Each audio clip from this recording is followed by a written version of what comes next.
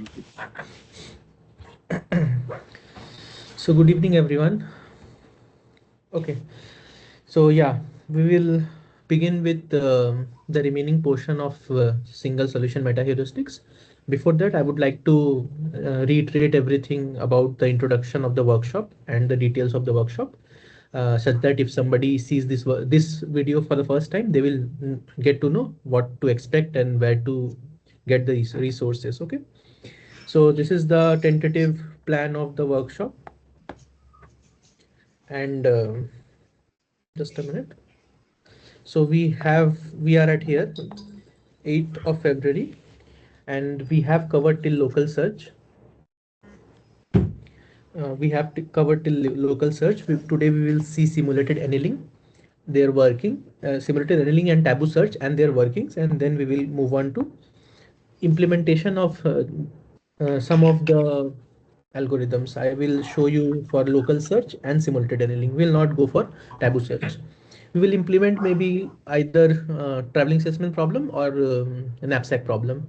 So the thing is, some of you here might not be familiar with Python, so we will see how we will proceed with the implementation. But I will try to make it as simple as possible, such that most of you are able to understand the idea. So I will just mute someone is there who is just a minute. Okay, right. So this is the plan, and yesterday I did not cover this portion. I skipped it actually. We were saying that we will come back to this, but I skipped and did not come back to this. So when we are talking about representation, actually before that, let us take a glimpse of what we covered yesterday. So in the first day, we talked about optimization and introduction to optimization, what are objective function, constraints, and so on and so forth. Little bit about the classification of optimization algorithms. And then we moved on to understand what are heuristics, then meta heuristics. And we then moved on to see problem specific heuristics. Okay.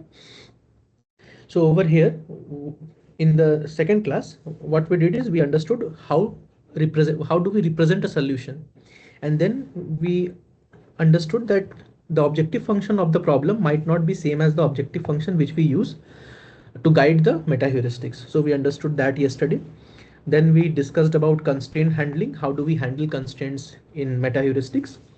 Then we moved on to understand the landscape analysis, the state spaces, solution space, and the objective space. And from there, we moved on to understand how to generate a neighbor of a solution. From understanding different kinds of neighbors, we understood that if we change the neighborhood, the generation scheme of a neighborhood, then the landscape of the problem changes, right? If you don't understand what a landscape is, please go back, see the yesterday's lecture, and then you will understand what a landscape is. Then we moved on to understand why initial solution is important. You see, each meta heuristic algorithm either requires single or multiple initial solutions to start, initial feasible solutions to start. So we understood how can we generate an initial feasible solution, and then we moved on to the algorithm, say local search. Okay. Now, one thing I wanted you to note is that when solving, suppose a Sudoku, okay, when we are solving a Sudoku, so it is a 9x9 grid. Okay. So it is a 9x9 grid, and just a minute, I have taught this in some other course, so maybe I'll take that up here. So this is an example Sudoku. So you see, this is the grid we have, and this problem is also a search problem. We are searching for a solution, right? So we are also searching for a solution. The constraints are across a row, it should be unique numbers from 1 to 9, yeah, and across a column there should be unique numbers from 1 to 9, as well as in a 3 by 3 cell you should have unique numbers from 1 to 9. These are the three constraints this problem has. Note that this problem doesn't have an objective function, no objective function. Okay, so this problem doesn't have an objective function. Therefore, any solution to this problem will be an optimal solution to this problem. If you can find one solution to this problem, it doesn't have an objective function, therefore it will become the optimal solution to this problem. And you note that finding a solution to this problem itself is difficult, because that is the problem itself. You have to find a feasible solution. So just finding one solution to this problem solves the problem, first of all. Second, that is a difficult problem to solve. It is difficult to obtain a feasible solution, even a single feasible solution to these kind of problems, right?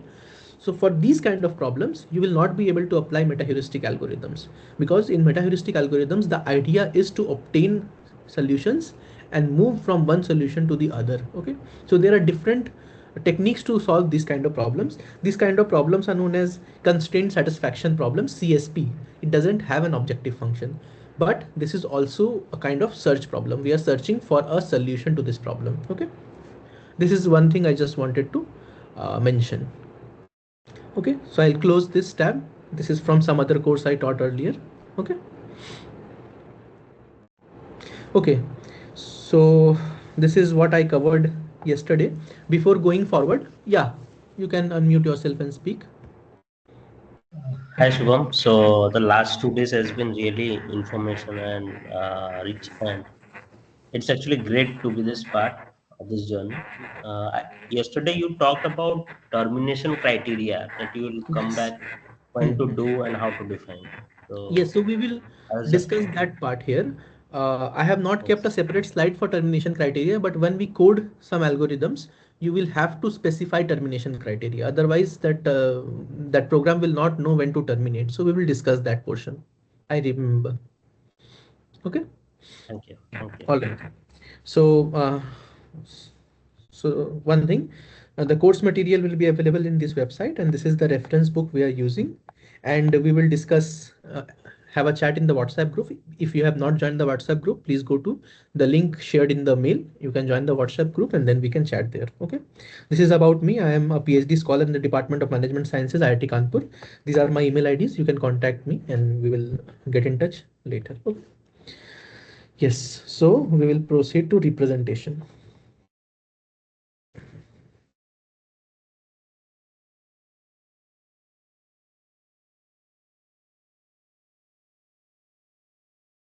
Yeah. So remember, when we were talking about representation, then we understood that we have to represent a solution such that we can have some kind of operators to create its neighbor, right? Because we want to create neighbors and evaluate how good is that neighbor. So that representation helps in defining what operators you will use to generate a neighbor. So for example, if you have a continuous optimization problem where the variables are real valued, so x, suppose x is some number, for example 6, so you can represent this x as a decimal number. So this is a decimal number from 0 to 9. It is a decimal number. So this is one representation. You can represent this as a binary number as well. So I don't remember what is the binary conversion of 6, something 010 something it will be. So you can convert this decimal number to a binary number as well. Both means the same. You see, this is also 6 in decimal. Whatever this will also be 6 in binary, right? So both are same values but represented differently. And the operators you can use in these two different representations will change. In the first one, you can just have plus minus zero point 0.1 as the neighborhood of this value, right? But for a binary representation, you can have bit flips.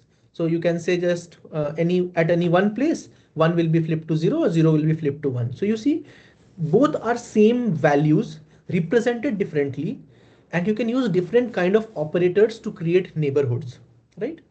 So there should be some characteristics. So there are some good characteristics of good representation. So how will you know which representation to use, which are good representations? So these are some characteristics you should look for when you come up to a representation for your problem. The first is completeness. What it means is every possible solution must be representable. So you should have a representation such that all possible solutions which you have in your search space should be representable by the representation. As an it is not, it shouldn't be like that some of the solutions doesn't have any way to get represented by your representation.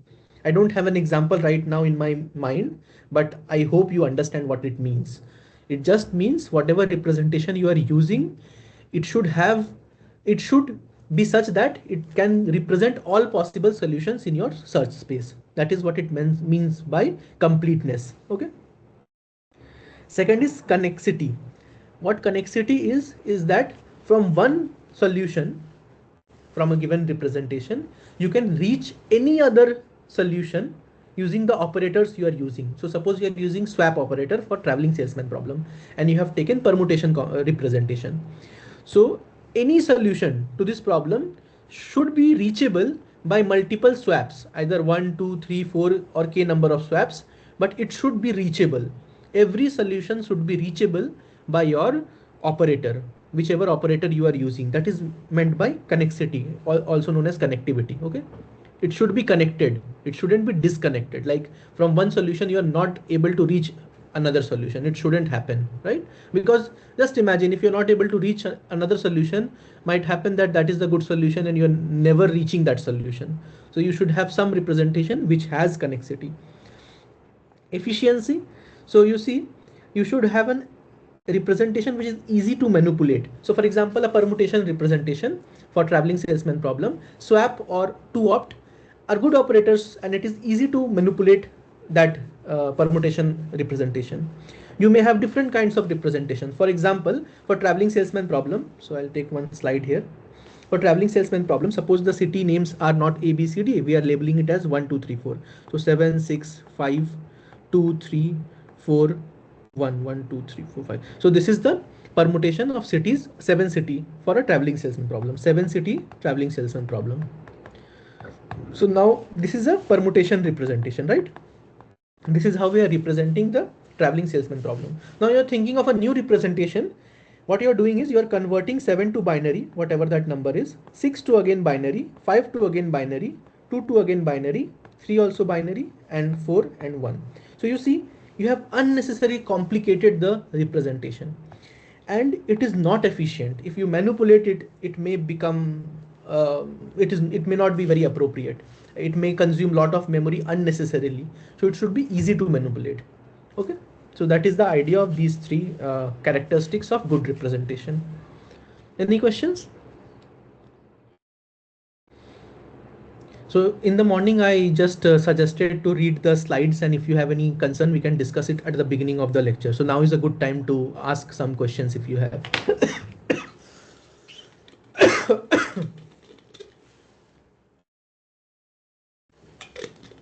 So if there are no questions, there are two possibilities. Either you have understood everything, which is very, very unlikely, or you have understood nothing. So I'll assume somewhere in between. Okay. So let's start today's lecture. Achha, before that, somebody can unmute himself or herself and explain me how local search works.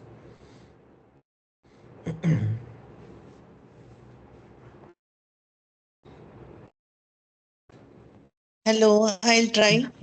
Yeah, sure.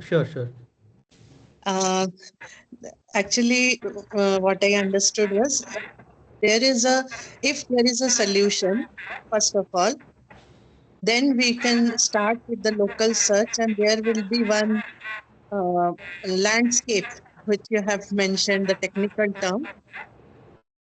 So initially, randomly, we can start with a point or a solution set, and then with some operator, we can find out the nearest neighbors and see if it satisfies the constraints.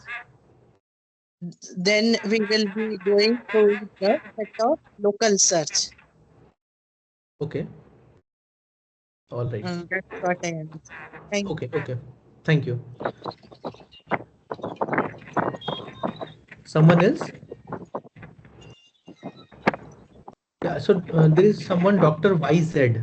He's unmute, but okay. Yes, so I don't know your name, Meta015. Yes. Hi Shubham. Could you please tell me Actually, your name? my name is Antarish Patnaik. Okay. I am from like I graduated from NIT Rourkela in 2015. Okay. So actually, in local search, we have to like there are certain operations by which you have to find the neighborhood actually. It's related to finding one optimal solution and anywhere nearby, uh, like in the solution also we have to find S1, S2 through insertion, swap or to opt-in. So that's how we can find local search also. Like, is it? I may not be correct. So if I'm wrong, also please correct me also. Right, right. So I will, I That's what. will. I just want to listen from the participants. Anyone else? Please put your hands down, huh? If you are not, if you don't have anything to speak. So anyone else? You can try. It may be correct. It may not be correct. It doesn't matter.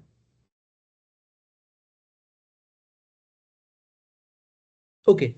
So what I have understood by two responses is I have used a lot of terms and many of you have not clearly understood the basic idea of local search.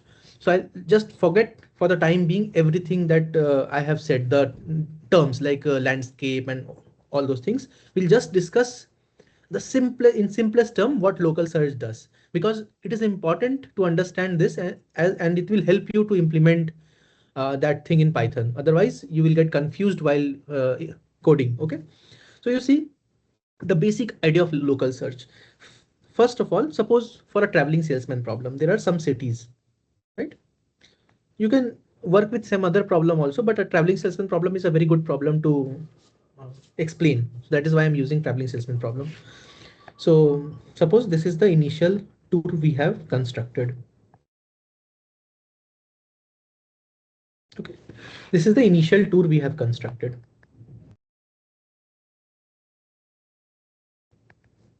So what is the initial tour? A, C, B, G, E, F, D.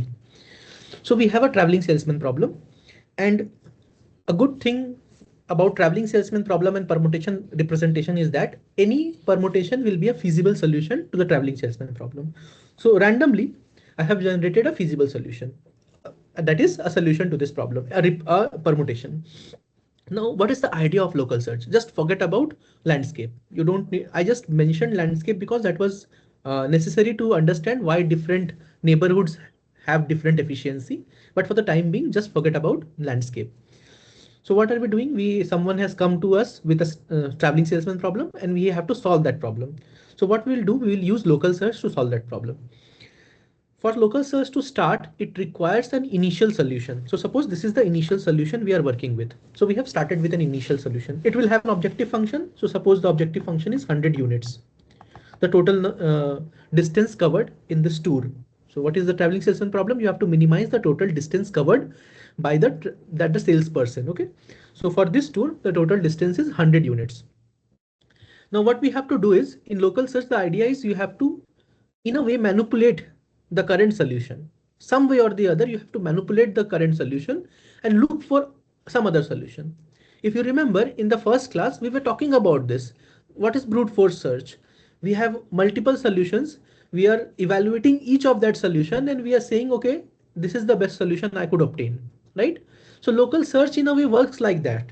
It says, I have a solution, try to manipulate this solution and we'll see if it improves or not. If it improves, we will move to that solution and then manipulate that solution. That is the idea of local search. Okay.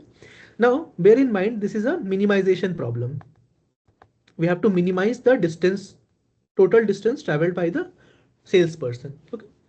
So this is the initial solution to my problem. Now manipulation is where neighborhood comes, because you have to change the current solution in a way that it is not too different from where it is right now.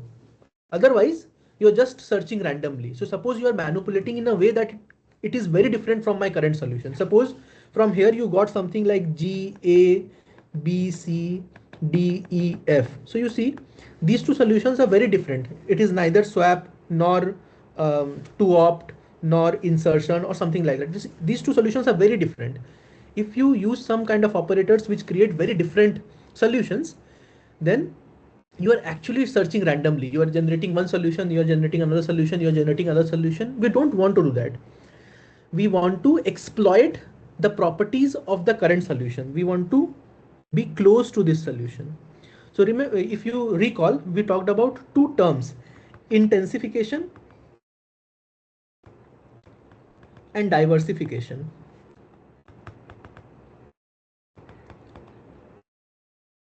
So intensification means we will not change the solution a lot. We will remain at that solution and look for the neighboring solutions. We will look for neighboring solutions in that area. We will not diverge. We will not go in some other regions of the search space.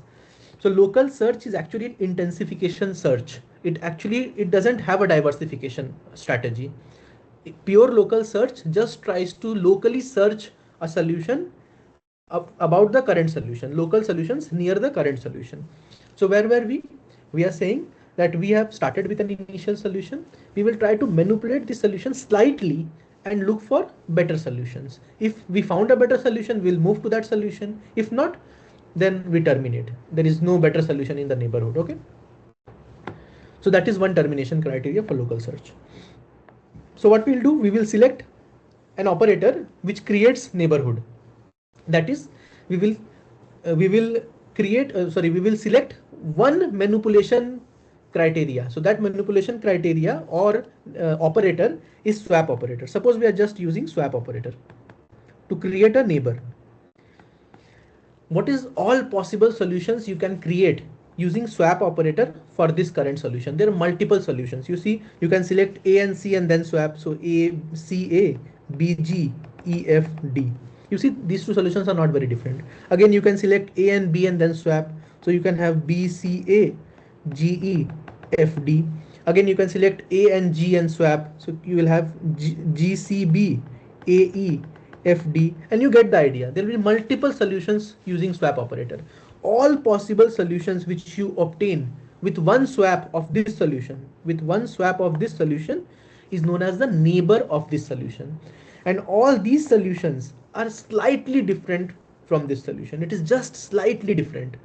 It has a very similarity. You see, the edges G, E, E, F, F, D are same. G, E, E, F, F, D are same. It is slightly different, right? So that is the idea of neighbor and neighborhood. So swap operators creates a neighborhood. In this neighborhood, we will evaluate all solutions. So suppose there are 100 solutions. I don't know, it may be more. So 1,000 solutions, whatever it is. So we can just see it will be, never matter. It is not important. N neighbors. Suppose there are N neighbors using one swap of this solution. What we'll do is we will evaluate each of these N neighbors and we will see if there is a solution better than the current solution. So suppose among these N neighbors, there is one solution which gets 90, one solution which get 98, one solution which get 92, and other solutions are more than 100. There are three solutions less than 100 and all the other solutions are more than 100. So we'll select the best neighbor. What is the best neighbor? This neighbor, 90. So we will move to that neighbor. Suppose that solution which has an objective function of 90 is this one. Suppose for the time being, this is the solution which has an objective function of 90. Now I will change my point. So earlier I was at this point. Now I will be at this point. From this point again, I will create a new neighborhood. And in that neighborhood, I will do the search again. And that is why this search is known as local search. You are locally searching for a new solution, but new better solution. If in the entire neighborhood, you do not find a solution which is better than the existing solution you have, then you terminate. This is a termination criteria for local search. Okay. So this is what local search is. It is a very extreme heuristic of intensification. It just intensifies. You give it a solution, it will just try to manipulate that solution in that area as well, only in that area. It will not move to some other very different solution. Okay, so it is an extreme case of intensification. It doesn't diversify. It doesn't have any strategy of diversification. Yes. Shubham, actually, I was thinking it must be having an objective function, unlike the tic-tac-toe where you told that you don't need any objective function. So for Sudoku, you are talking about. Or no, for look, there was one condition in the just when you started, you told that there a problem statement may have an objective function, may not have an objective function. Right. So we are talking Correct. about the So the problems. local search is related to any of these, or it is irrespective of the objective function. No, so we are here at a stage where we need an objective function for the problem. Okay. Okay. Okay. Thank you. Okay. Any more doubt? Because this is important. Simulated annealing and taboo search are modifications of local search. Those are actually ways of diversification. Local search doesn't have a diversification strategy. Simulated annealing and taboo search both are ways to diversify. Those are diversification. They have diversification strategy in them. Okay. Questions? Exploration and exploitation. I Yes, think yes, same. intensification is exploitation. Correct. Yes, so both are same. So if you say intensification, it is exploitation. Okay. And if you say diversification, it is exploration. Both are same terms. Either intensification or exploitation, both means the same. Diversification and exploration means the same for our study right now. Okay. Thank you. You can use either of the two. Any more questions? So we will move on to that algorithm. So this is the algorithm.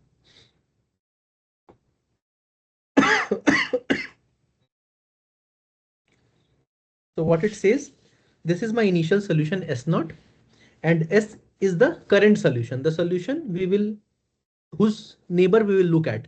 So at the start of the algorithm, we will specify the current solution as the initial solution. So my initial solution is my current solution. Okay. Until the termination criteria is met for local search, you can have a time termination criteria that is 10 minutes, 20 minutes. You can have another termination criteria that is no better neighbor found, or there can be multiple other termination criteria as well, number of iterations. So you will not be able to, so you are thinking that I will not go more than 15,000 iterations or something like that. There can be multiple termination criteria, but specifying a termination criteria is important. So while loop until termination criteria is met. So this loop will run until the termination criteria is met. What we are doing is, for this current solution, we are creating the neighborhood. So n of s is the neighborhood of s. S is the current solution we are at, and n of s is the set of all possible solutions you can reach in the neighborhood of s. So those are neighbors of s. Okay, we have generated the neighborhood. Now we have searched the neighborhood and we are saying if no better solution exists in this neighborhood, if there is no solution better than S, then we stop this while loop. We will just come out of this while loop. Okay. Else we will pick the best. So S dashed is the best neighbor of N of S. And we will change our current solution. We will remove S naught and we will specify S dashed as my current solution, and we will repeat. We will create its neighbor, search the neighborhood. If there is no better solution, then we stop, and if there is, then we will move to that neighbor, and we will do this until this or this has been encountered, and we output the final solution as the local optima. Okay, so this is the idea of local search. And please note that I have mentioned better neighbor. Why? Because for a maximization problem, you have to look for a solution whose objective function is more. For a minimization problem, you have to look for a solution whose objective function is less. That is why I have mentioned better solution, better neighbor. Okay. This is why the term better. We could have said lower objective function, higher objective function, but this better terms is independent of either maximization or minimization. Any doubt? Okay. So I hope it is clear, because we have spent 30 minutes on this and it is important to understand this concept. Okay. Right. So this slide. So when we are saying we will create a neighbor and we will look for the best solution, it takes time, right? You are searching the whole neighborhood. Suppose in the neighborhood there are 1 lakh solution, like 1 lakh solution. So searching for all those solutions and checking which is the best will take time. So there are strategies of avoiding that time. The first is searching for the best. You go on, search for the best, pick the best. Another is first improvement. So someone is yes, yes. आएगा भाई start कर रही है ना producer को बोला हाँ बोल दिया Sec, Are you speaking to me? I don't think so. Okay, right. So first improvement is while you are searching the neighborhood, pick the solution first which is first encountered and it is better than your current solution. So you are not searching the whole neighborhood. You are picking the first better neighbor, first encountered better neighbor. Note that if there is no better neighbor in the neighborhood, you will end up searching the whole neighborhood, right? So this is another strategy. There are more strategies as well, randomly select neighbors and so on and so forth. Is that clear? So this is about local search. Is it clear? yes, sir. Okay, right. And you can call me Shubham. Okay, so this is one more slide which is important. These are ways of improving local search. Okay, so first was, you see, local search. I told you it is an extreme case of intensification. Why? Because we give it a solution and it looks for neighboring solutions. That's it. What if we give multiple solutions? We start from this solution, we start from this solution, we start from this solution and do local search at each of these solutions. That is a kind of diversification, right? We are providing multiple solutions and at each of the solution we are doing local search. That is the idea of multi-start local search. We will not just do local search from one initial solution. We will build or we will collect multiple initial solutions and at each of those initial solutions we will do local search. That is the idea of multi-start local search and it is a strategy of diversification, right? There was a hand which was raised and it is not right now. So if you want to speak, please unmute and speak. Iterated local search, it is very similar to multi-start local search. I will not go into depth of iterated local search. Another strategy is change the landscape. So we talked about this. We can change the landscape by changing the neighborhood structure. Okay, or we can change the objective function itself. We will not go into depth. So we saw we can start local search multiple times, or we can change the landscape itself, or we can accept non-improving solution. So local search terminates when there is no better solution in the neighborhood. What if we select a solution which is slightly worse and then we move on to some other area? So I'll just show this graph and then it will be better understood. So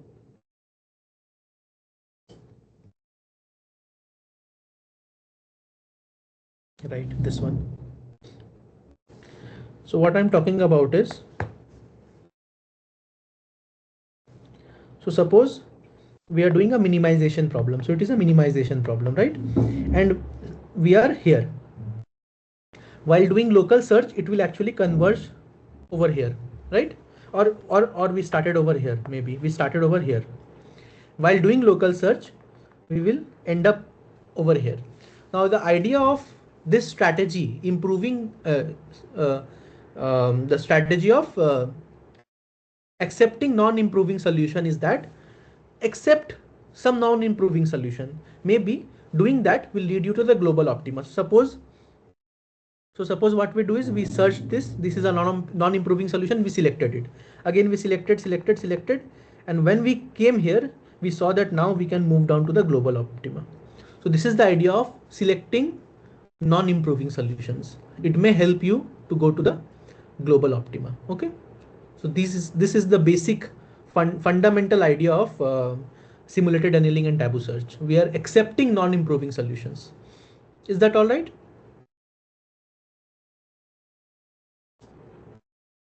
Okay, right. So we'll move on to today's content. So we will cover simulated annealing and we will cover taboo search. And one more thing, we are having a 3 hours workshop today. So I'll give a break of 10 minutes after 7:30, right? No, not 7:30, 7. At 7, we'll give a 10 minutes break. During that time, we will have attendance also, right? Okay. So simulated annealing. So if you are from the mechanical background or metallurgical, some areas from that side, you might have heard of the word annealing. So what it is actually, so I am from a although I'm from a mechanical background, I have studied it a while ago. So if I make a mistake, please excuse me. But it mimics the process of heating a material and then slowly cooling it. This actually strengthens the material. I don't remember if it is hardness or strength, maybe it is strength. Okay, so it is a strategy of improving the strength of the material. If you have a steel, if you heat it to a very high temperature and then slowly cool it down, right, it is about strength, not hardness. So when you slowly cool it down, the crystal structure becomes such that the strength of the material increases by slow cooling. And as far as I remember, if you do very fast cooling, then the hardness of the material will improve, but it will be brittle. So that is not what we are doing in annealing. Annealing we are doing is we are slowly cooling it down. We are raising the metal to a very high temperature and then we are slowly cooling it down such that the material becomes more, it gains more strength.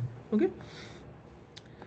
So begin with a very high temperature to allow exploration. So here we are coming from optimization metaheuristic point of view. So at high temperature, we will do exploration and slowly we will decrease the temperature such that we do exploitation. So I will use now exploration and exploitation, or if you ask me, I'll use intensification or diversification. I guess it is better to use intensification and diversification. Okay, intensification and diversification. Diversification. Okay, so at high temperatures we are actually doing diversification at high temperatures.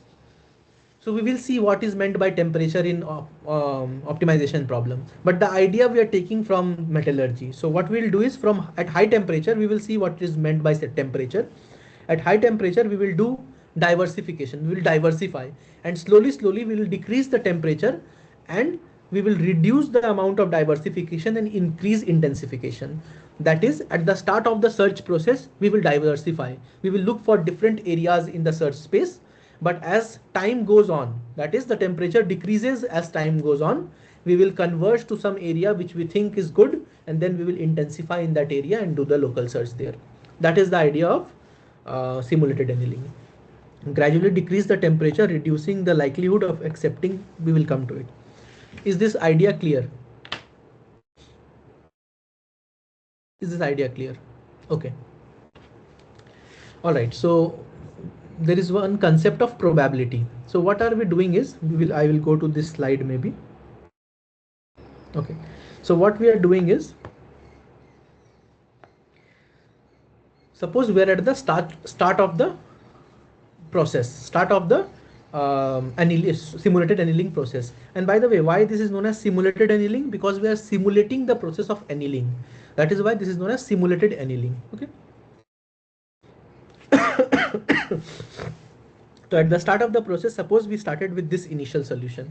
This was the initial solution S0, right? This was the initial solution. Now, since we are at the start of the initial process, we will try to diversify. Okay, we will try to diversify. Now, in local search, we explored the whole neighborhood. We systematically explored the whole neighborhood. But in simulated annealing is actually a stochastic optimization algorithm. What is meant by stochastic optimization algorithm? It is it has some kind of probability built in it. That is, if you start with a solution, you might get a different solution each time. So in local search, if you suppose you start with a solution S, you will always end up in the same local optima. There is nothing probabilistic in that. If you start with a given solution in local search, you will always end up in the same solution of the local search. If you are using exhaustive search in the neighborhood, if you are using this best neighbor. Okay, so but in simulated annealing, there is some kind of probability involved which may give you some other solution if you start from the same solution. Okay, so this was one thing to mention. Now what is the idea? You see, in local search, if suppose this is the so, yes, okay, so if this is the current solution you have, suppose you are starting with some solution S and you have created the neighborhood n of S, right? In local search, we search the whole search space and then find the best solution in the search space. Simulated annealing doesn't do that. What it says is you pick one solution at a time randomly. Don't do systematic search in the neighborhood. Don't explore the whole neighborhood systematically. You pick a solution randomly in the neighborhood. So suppose I picked this solution S1 in the neighborhood of S.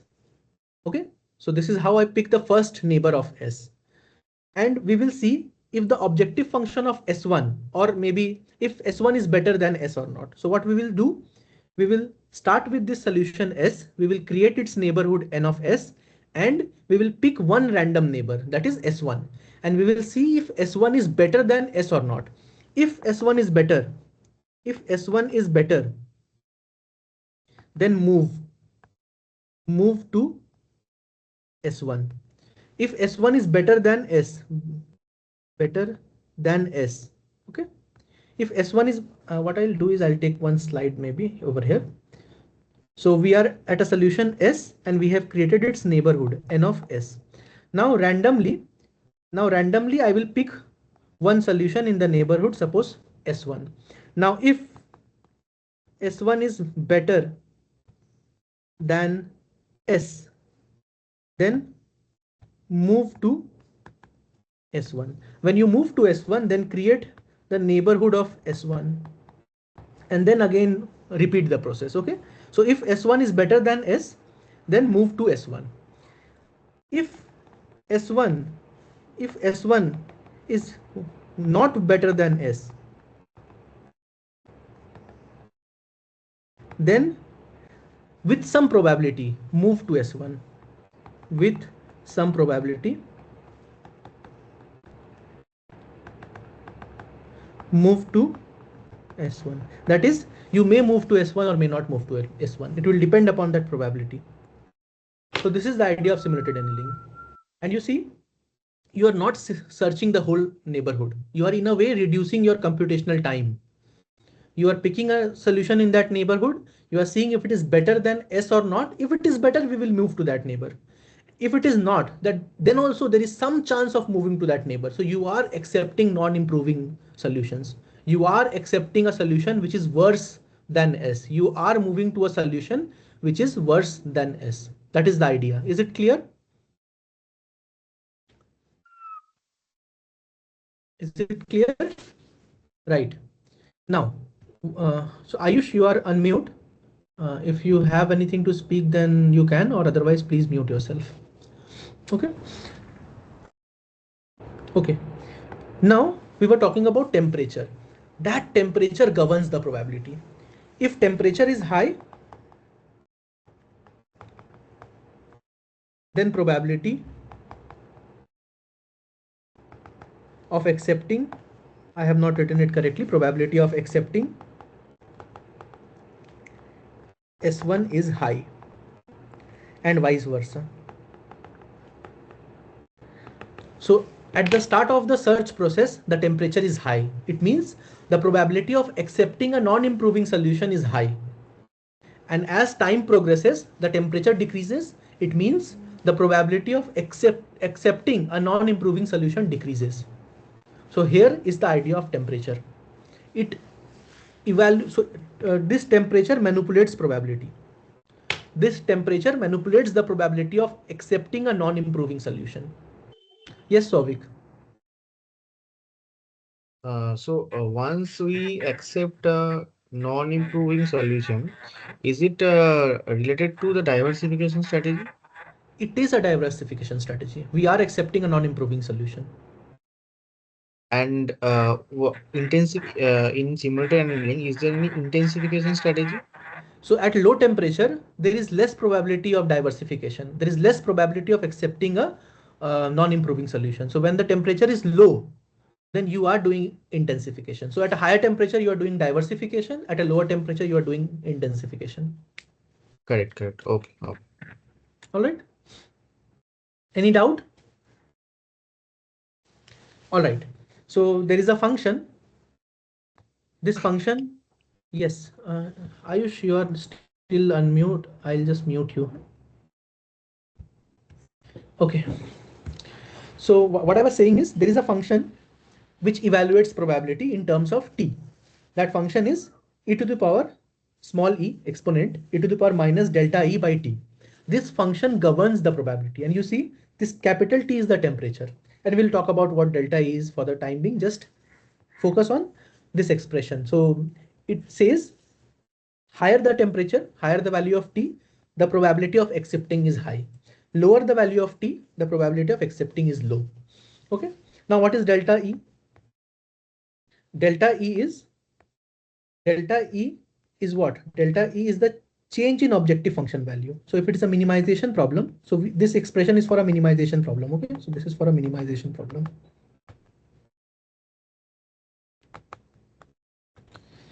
So I'll take one example, maybe it will be better. So suppose we are at a solution S, which has an objective function value. So we are at a minimization problem. Remember, we are at a minimization problem. Objective function value is suppose 100. Okay. Now we created its neighborhood. N of S, we created its neighborhood. We picked randomly one solution, S1. So S1's objective function, so I'll write it like this, f of S1. It means objective function of S1. Suppose this is 80. Since it is less than my current solution's objective function, we will move to that solution. So now my current solution is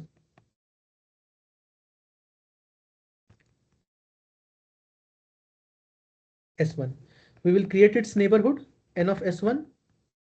And suppose we picked randomly another solution in its neighborhood S2. And f of S2 is suppose 100 or maybe 90 or something else, right? So let me take as 120, suppose. So what does it say? It is a worst solution, but we have to check whether to move to that solution or not. How will we do? We will first calculate delta E. Delta E is objective function value of the neighbor minus the objective function value of the current solution. So this becomes 120 minus 80, which is 40. That is what delta E is. Now we'll evaluate the probability of moving to this neighbor, which becomes e to the power minus 40 by whatever the temperature is. This will always be between 0 and 1. This value will always be between 0 and 1. This will always be between 0 and 1. And then using that probability, we will evaluate whether to move to that neighbor or not. If we move to that neighbor, then we'll again repeat the process, create its neighborhood, pick, same thing repeats. So this is what delta E is. This delta E will always be positive, because if it is less, if the objective function value of that solution is less, we will move to that neighbor. We will not evaluate delta E, will not evaluate probability. We will only evaluate delta E and probability when the solution is worse. All right. What should be the probability value that we are moving to that solution? So this will evaluate to some number, e to the power minus 40 by t. That will be, suppose it comes out to be 0.8. So I'll tell you how we do it. Suppose this value comes out to be 0.8. The probability of going to that solution, 0.8. Now what will we do? We will generate a random number. So this probability comes out to be 0.8. Now what will we do? We will generate a random number R. So suppose that number evaluates to, we will generate a random number in the computer, and that comes out to be 0.6. Now since this number is less than 0.8, we will accept that solution. Otherwise, if the random number was suppose 0.9, then we will not accept that solution. So this is how we do it. We evaluate the probability of moving, then we randomly generate a number between 0 and 1, and we see if it is less than the probability or not. If it is less than the probability, we move to that solution, and if not, then we leave that solution out. You see, higher the probability, higher is the chance that that random number will be less than it. Just a minute, I will repeat again. Higher is the probability value. So suppose it is 0.9, higher the chance of this random number to be less than that value. Otherwise, suppose the probability is 0.1, you see lesser is the chance of this random number to be less than 0.1. So it again translates to that if the probability is high, moving to that solution becomes more likely. If the probability is less, moving to that solution is less likely. I have two hands. So you can speak first and then we'll go to Anusha. Anusha, yeah. So my question is, inside the loop, when suppose the solution is and we are taking one solution in the neighborhood, that is S1. Yes. Just using one operator, right? Yes. Yes. So now there might be case that that S1, let's say with I'm using one operator and that S1 might not be a feasible solution for a like large very large problem. I'm talking about very large problem where there are many number of constraints and I'm using a simple operator and that solution suppose is infeasible. So how to cater that in So the over here, we are assuming that all our solutions are feasible. If you are having some kind of operators which creates infeasible solution, you have to go back and study how to handle constraints. You can either add a penalty to the objective function or do something else, or maybe repair strategy or something like that. Every solution should be feasible to do whatever we are doing over here. okay. Okay. So next is Anusha. Yes. What is the intuition behind comparing it against a random number? I mean, comparing the probability value against a random number. Okay. So suppose I have obtained the probability of acceptance as 60%, 0.6. Now, how will you know whether to move to that solution or not? So the probability says that if 60% of the time we'll move to that solution, 40% of the time I'll not move to that solution. To make a judgment. So this actually gives you, actually in technical terms, it gives you the probability distribution. It is saying 60% of the time you move to that solution, 40% of the time you don't move to that solution. What are we doing? In more technically, we are sampling. We are generating a random number and seeing whether that value is less than 0.6 or not. If it is less than 0.6, then we are saying that whatever sample I have picked, it says move to that solution. If it is more than 0.6, then it says don't move it to that solution. So this probability value is just a distribution. It just says how much of the time should we move or how much of the time should we not move, how to make the judgment. That random number helps you make the judgment. Okay. I guess your okay was not very strong, so I guess you have not understood it clearly. Is that correct? No. I get what you're saying. My only thinking was, why can't this probability value itself be a deciding element? Like, why would you need a comparison against a random number So generator? That's my my question to you again is how will you do it? So suppose I have obtained 0.6. What will you do next? So 0.6, what I was thinking is, okay, 0.6. So as you said, if 60% of chances that I go again, I go with that solution and move to the Yes. next point. So Yes. then I would rather do it than comparing it again, Why would you do it? because Because the it is more probability than value 0.5. is 0.6. So because it is more than 0.5. That is why. Mostly. Yeah. Yeah. So you're saying that you will always So move that to a comparison solution. is what we are trying to put while generating a random number, is it? Is that your point? So your random number always evaluates to 0.5. You are saying that if it is more than 0.5, I will move, and if it is less than 0.5, I'll not move. So you're fixing your threshold to 0.5. I'm not saying it is Okay. not an appropriate way. Maybe it is you can do it, but this is how generally we do it when we are handling such kind of cases.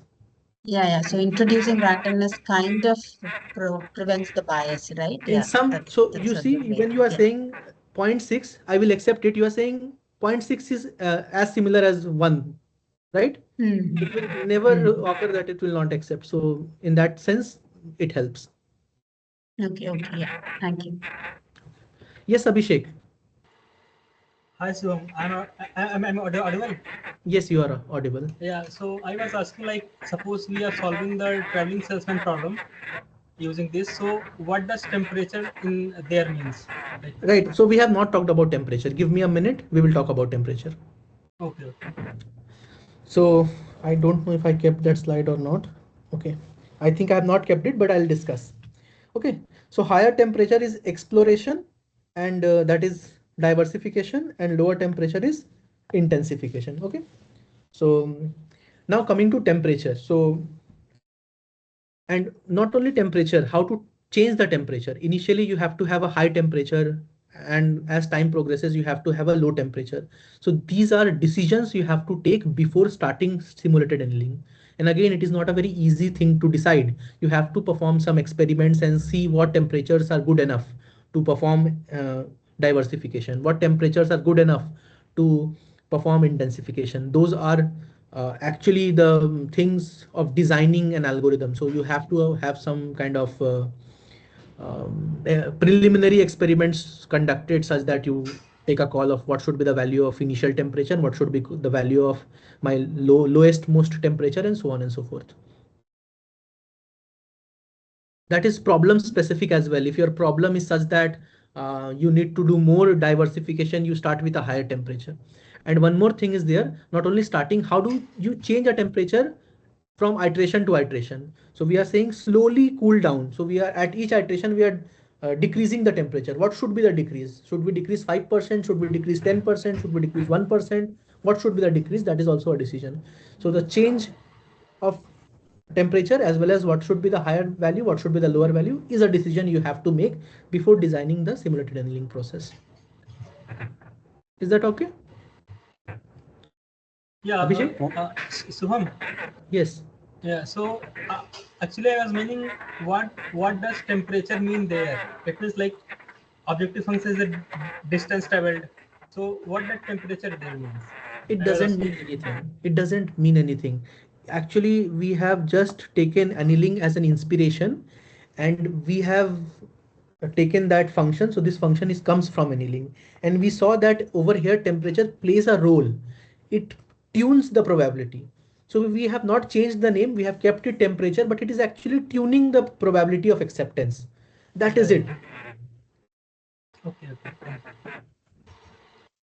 Aditya was trying to say something. Is there any relation between all the variables we are taking with the random number generation? Random number generation is independent of this algorithm. Okay, sir. So the chance may be anything. Yes. Thank you. Okay. Okay. So I have taken one example over here. So suppose you are at a solution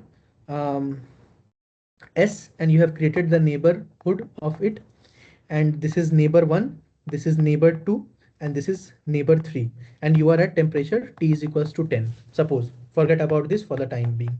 So you see at this temperature, which is 10, and delta E for S1 is 1, delta E for S2 is 2, delta E for S3 is 3. So you see, as for this temperature, as delta E increases, the probability of accepting that solution also decreases. So delta E also plays a role. It will help you not select a neighbor which is very, very worse, right? Higher delta E means the solution is worse. So delta E also changes whether you will accept that solution or not. So these are probability values, by the way. So this actually I should have written, this is probability values. Okay. And similarly, if you see temperature wise, higher temperature is higher probability of accepting, lower temperature is lower probability of accepting.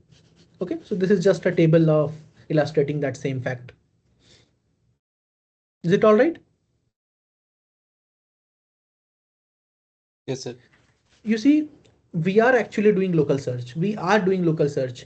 Just the thing is, we are not searching the whole neighborhood. We are picking randomly one neighbor at a time, as well as we have some chance of accepting a non-improving neighbor. Otherwise, we are doing a local search. Whenever we encounter a better neighbor, we move to that neighbor. So it is a improved local search, improvement over local search, right? Yes, Advitya. Did I pronounce your name correctly? Yes, Okay. yes. So my question is like just now you said self-improved local search, but in local search we were moving to that particular point when the particular, like the previous initial sleep was not better than the, like, what is the neighbor, like uh, the better neighborhood, what we said. But in this case, we are actually moving to the next point. It doesn't, like, whether it is a worst case or not. So, like, is it okay to set, like, it's a improve local search? Because ultimately we are moving to that particular point, whether it's good or bad. Like, I'm not sure whether. So local search is very much influenced by the initial solution. If you give a bad solution which has a local optima near it, then it will converge to that point. Over here, there is a chance to escape that point. Second point is when we decrease the temperature, you see it becomes very similar to local search. When the temperature decreases at a low temperature, it will not accept non-improving solution. So at low temperature, it behaves similarly like local search, but at higher temperature, it has a tendency to move around the landscape. Okay, thank you. Okay. All right. Now, introducing simulated annealing as an algorithm. So you see, we have discussed simulated annealing, but few intricacies I missed. So I will talk about those things right now. Okay. Before that, is simulated annealing clear?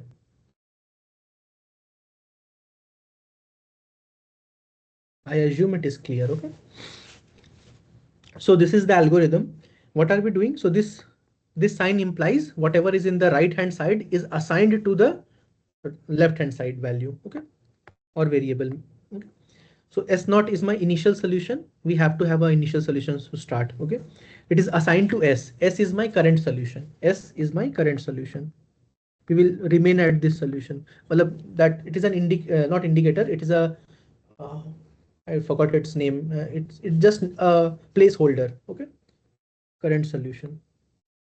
You can help me with it. If I am struggling, you can help me with it. Okay. So this S naught has been assigned to S and T max. So you have to specify what T max is. It is assigned to T until stopping criteria is met. So over here, you have to think what should be a stopping criteria. One thing can be if it has reached a low enough temperature, suppose T min, that can be one stopping criteria, or some number of iterations have been done, or maybe this much time has been elapsed, or so on and so forth. Sorry. Okay.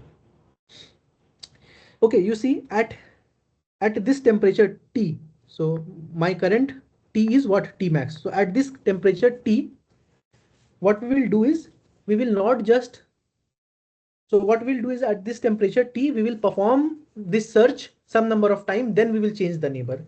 So what we'll do is at this temperature, we'll fix the temperature T.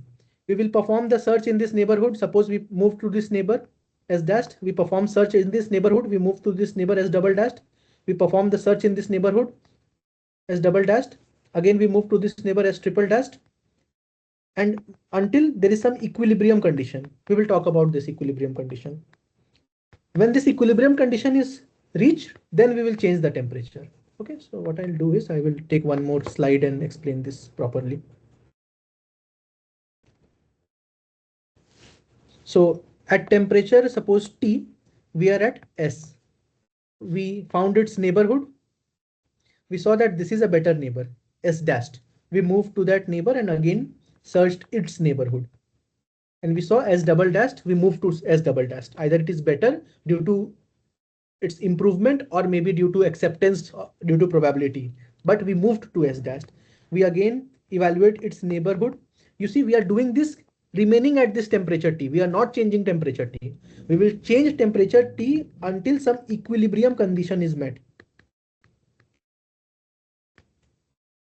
Once the equilibrium condition is met, we will change the temperature T to suppose some function of T minus 10 or something like that. You have to decide how should you change the temperature. When you do that, whatever solution you are at, suppose you are at S triple dashed, you will start from there. Again, you will create its neighborhood, but the probability of acceptance is changing. Why? Because temperature has changed. So we'll change the temperature once the time when equilibrium condition is met. Okay. The time when equilibrium condition is met. We will not change temperature each time we encounter a new solution. We will change it after some number of iterations. So we'll let the search run for some time, then we'll change the temperature. Again, we will let the search run for some time, then we'll change the temperature, and so on and so forth. We will not change temperature each and every iteration. Okay, so that is one idea. Okay, so this is here. This is why we have two loops over here. The first loop is trying to change the temperatures. The first loop is changing the temperature. The second loop is when we are doing the search in the neighborhood. So at first loop, we have a temperature T fixed. We are saying this is my current temperature T. At this temperature, if the equilibrium condition is not met, do the following. What? You randomly generate a neighbor of S, neighbor S dashed. So my current solution is S. We generate a random neighbor S dashed. I will repeat everything again. Okay, I guess it would be better. So initially we started with S0, we assigned it to S. S is a placeholder which is current solution. So currently S0 is my current solution. T is again a placeholder which takes T max. Now until stopping criteria is met, it can be we have reached low enough temperature, we have performed some number of iterations, we have elapsed some amount of time. Okay, so that is the stopping criteria. Inside this we have another loop which says create the neighborhood of NS and randomly pick one neighbor. Randomly pick a neighbor of, so S dashed is a neighbor of S. So we randomly pick a neighbor. So actually this is written for a minimization problem. This is written for a minimization problem. So what is it? F of S dashed minus F of S. So if this value is less than 0, what it means that F of S dashed is less than F of S. If this value is less than equals to 0, then F of S dashed is less than F of S, that is S dashed is a better solution. If this is less than equals to 0, you move to that solution because we always move to a better solution. So if S dashed is better than S, move to that solution. Else, accept S dashed with this probability. If S dashed is better than S, move to that neighbor immediately. Else, accept a neighbor with this probability. Accept that neighbor with this probability. This will run until an equilibrium condition is met. What can be an equilibrium condition? The equilibrium condition here can be you have exhausted the whole neighborhood. You have exhausted the whole neighborhood. You have done this so many number of times that randomly selecting one neighbor at a time, you have exhausted the whole neighborhood. This can be one equilibrium criteria. You can have another equilibrium criteria as well. Okay, so this will happen when this loop ends. You change the temperature and do the same thing again. I know it may be confusing. If you have doubts, please ask me. Okay. Yes. Shubham, is this equilibrium condition related to probability, like if it's becoming too low or something? No. This equilibrium condition is about how many times do you want to do this search at this temperature. So you can define, suppose you are saying that 50% of the neighborhood I have searched, or some condition. I don't know, I have to check this book. By the way, this is the book which I have referred in the this text.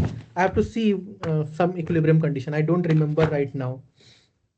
Okay, so go through this book, you'll find some equilibrium condition. By the way, if you have doubt, please ask me.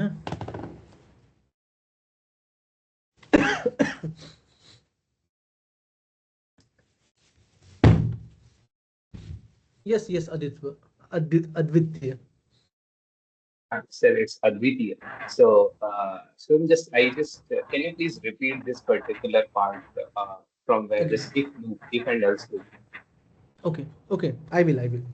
So this outer loop changes the temperature. So it maintains one temperature at a time. The outer loop maintains one temperature at a time. So initially, if your temperature is high, the high temperature is maintained throughout the inner loop. If your temperature is low, that temperature is maintained throughout the inner loop. Okay, so the outside while loop is changing the temperature. It is not searching. It is just changing the temperature one at a time, one step at a time.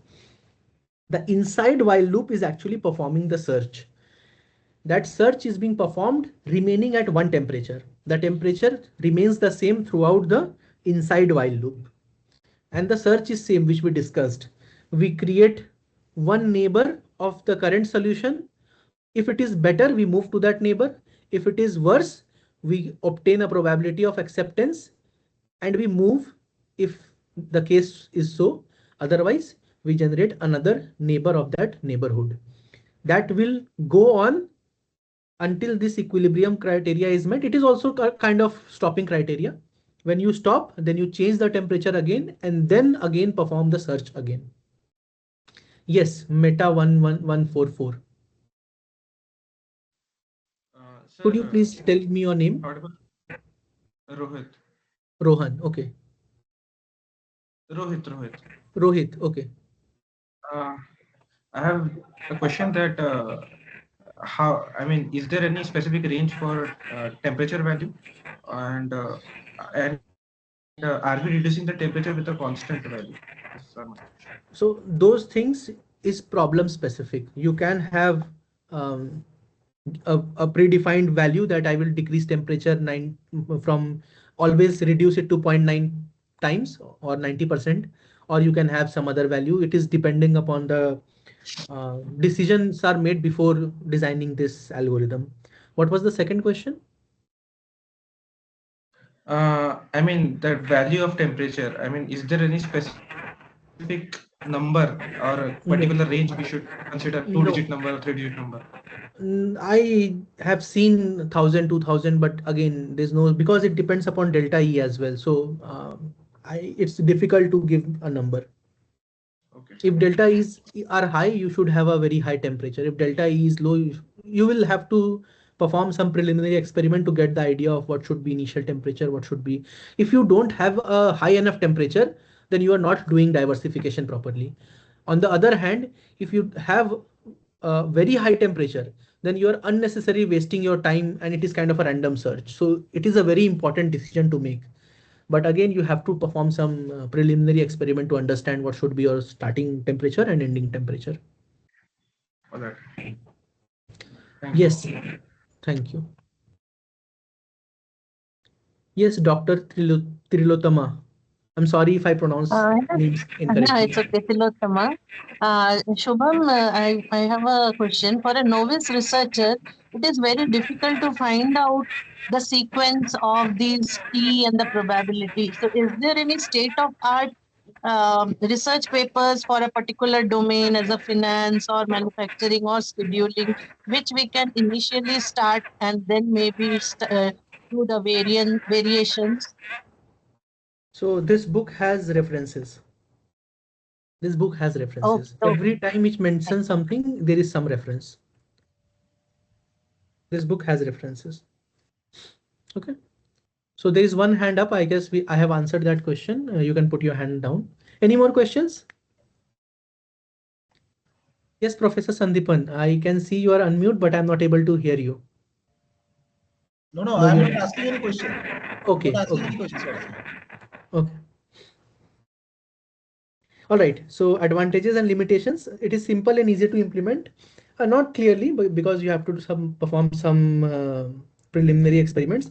It can escape local optima. That is the biggest advantage of this algorithm. Works well for wide range of optimization problem.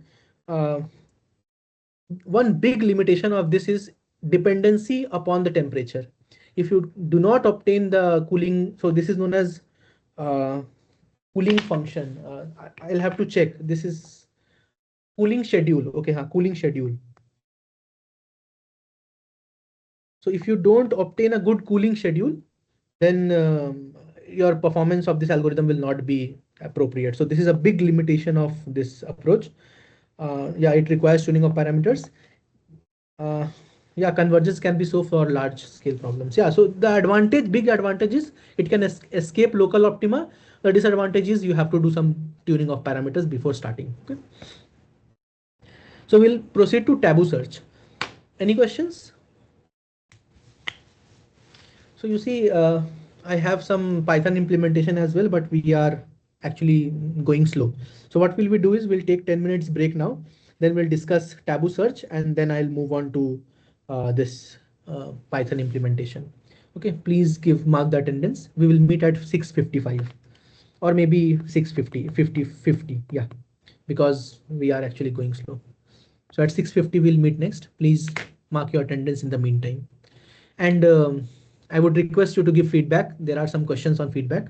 We can start 1 minute late, but I would request you to give some feedback. So Professor Sudeep, are you here or should I share the link? I'll share the link maybe. You can also share. You can also share. No problem. So I'm Thank you. sharing the link. I'll just open. Okay. The access is not Okay. there Okay. right Okay. now. Okay. Okay. Thank you.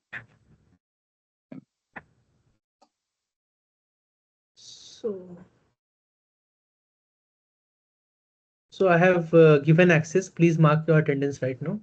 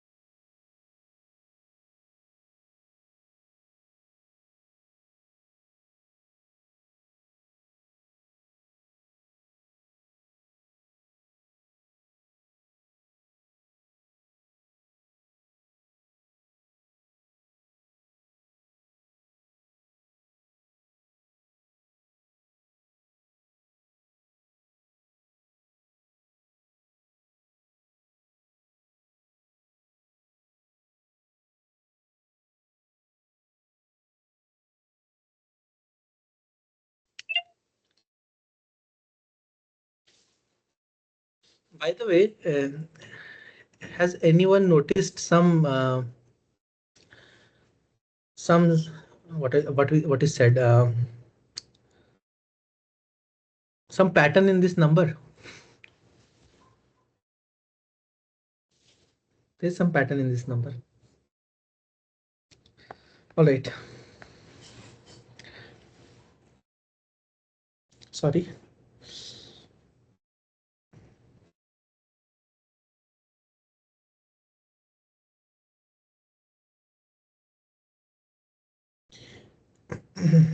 All right, so we'll start with Tabu Search. So what did we do in simulated? Is it 8th February 25? Yes, yes, yes. So every day which I gave had that same date: 6th February 25, 7th February 25, and 8th February 25. Yeah. So tomorrow don't give. Sir, it's jumbled up, so they'll Yeah, not yeah, be no able to problem. fix. Absolutely fine. We are not here to. Yeah. Okay, thank you, please. Okay, and by the way, I have made these slides in LaTeX. So if you are interested, you can explore LaTeX. It is a very good editing tool, or I would say typesetting software. Yeah. Yeah. So where were we? We are. Yes.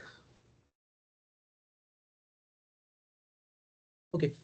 So I'm saying in simulated annealing, it has a strategy of accepting non-improving solutions, and it is stochastic. It just means there is some kind of probability involved in that algorithm. Tabu search, on the other hand, is deterministic. Okay, it is deterministic. So if you start with a solution, you will always end up at the same solution. So if initial solution is same, the final solution will be the same. But it accepts non-improving solution. It accepts non-improving solution. Okay. I shouldn't have written moves. It accepts non-improving solutions. Okay. How does it work? You see, it maintains a memory. And one thing I forgot to tell you, since in simulated annealing, we are accepting non-improving solutions, we should store the best found solution yet. That is, if you terminate with a worse solution, you will have a solution which is better than that which you found at previous iterations. So we store the best found solution in the whole iteration. We store that solution, only that solution, the best found solution yet. Okay, that is stored. Why? Because we are moving to non-improving solutions. So it shouldn't happen that you have already found a good solution, but you have moved to some other solution which is bad, and you are outputting that bad solution. Okay. In Tabu Search, we have a memory. This is known as taboo list. And this taboo has to do with the taboo term in not allowed. Okay. So there is similarity between both of them. So what this does is, so the idea of Tabu Search is that you exhaust the whole neighborhood. You do local search first, perform local search. So from a starting solution S0, you do local search. Suppose you are as S dashed. Performed local search, you have completed, and then you have a solution S dashed. Now, since it is a local optima, local search will not move to any other solution. What you do now is you perform a non-improving, so you go to a non-improving solution in the neighborhood of S dashed. Why? Because this is a way of escaping that local optima. Yes. You can speak. Shubham, can you explain the difference between improving solution and non-improving solution? Any difference? So if it is a minimization problem, a solution, current solution has an objective function of 100, and another solution in its neighborhood has a solution value, objective function value of 80, objective function value. So it is an improved solution, right? It moves to that improved solution. We are looking for a better solution. Is it clear? And Yes, non-improving yes. solution will be a solution with a higher objective function, suppose 120, right? Okay. So I'm not using smaller objective function value or higher objective function value, because for a minimization problem, a better solution means objective function value is lower. For a maximization problem, a better solution means the objective function value is higher. That is why I'm only using improved solution or better solution. Okay. Now, so what are we talking about? So this is not moves. Huh? So what are we talking about? We are talking about Tabu search. How does it work? So we start with a given solution. We perform local search. We end up at a local optima. Local optima, right? We end up at a local optima. Local search terminates. But what Tabu search tells us to do is accept one of the non-improving solution, except one of the non-improving solution, and move that solution to a taboo list, right? So I will show this using that diagram, maybe this diagram. So suppose you started with this solution and you moved to this solution. This is a local optima. Now what Tabu Search does is it will look at its neighborhood. It will look at its neighborhood and it will pick a solution. So over here, since it is a continuous optimization problem, so I will say that x is equals to 3 and this is 3.1 and this is 3.2. Instead of this, we should work with traveling salesman problem, so it will be better. Okay, so suppose this is the best solution obtained and this is here at the local optima, right? Now you cannot improve from this using local search because it is a local optima. Now what you do is you do an operator which worsens the solution, right? So suppose you did and you obtain S double dashed. What you do is you move to that solution, but say that moving to this solution worsen my solution. So suppose the swap was, so for a traveling salesman problem, the swap was between A and B. So whatever, so suppose S dashed was A, C, B, D, E, F, and S double dashed is swapping A and B. So it is B, C, A, D, E, F, right? So from S dashed, I moved to S double dashed. Now what Tabu Search says is, although it is a non-improving solution, you move to that solution. What you do, you put this solution A, C, B, D, E, F in a taboo list. There is a memory taboo list. You put this solution S dashed in the taboo list. Why? Because if you perform local search as at S double dashed, you will again end up at S dashed. There is a chance that from S dashed you will end up at S. There is a chance that if you do local search as at S double dashed, you will move back to S dashed. Why? Because S dashed has a better objective function than S double dashed. To avoid this cycle, you put that solution S dashed in a taboo list and you avoid that solution. I'll repeat again. You have performed local search. You are at a solution S dashed. That is the local optimal solution. Now you perform a move of non-improving solution. So you reached S double dashed, which is worse than S dashed. Now if you do local search as at S double dashed, there is a chance that you can move back to S dashed because S dashed is actually better than S double dashed. To avoid that cycle, you put this solution S dashed to a taboo list and you say, I will not go back to this solution for some number of iterations. No, I'll not go back to this solution. Yeah. Okay. So this is the idea of taboo list. Now what you do, you are at S double dashed, perform a local search. You come to some, suppose S triple dashed, another solution. Again, this is a local optima. What you do, you again go to a solution which is non-improving, put that solution S triple dashed in the taboo list, and then again do local search. And in this way, you are actually exploring more areas in your search space. And you are avoiding cycles. You are not coming back to the same solution again. Is it clear?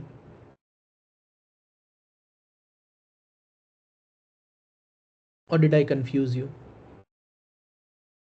It is clear, right?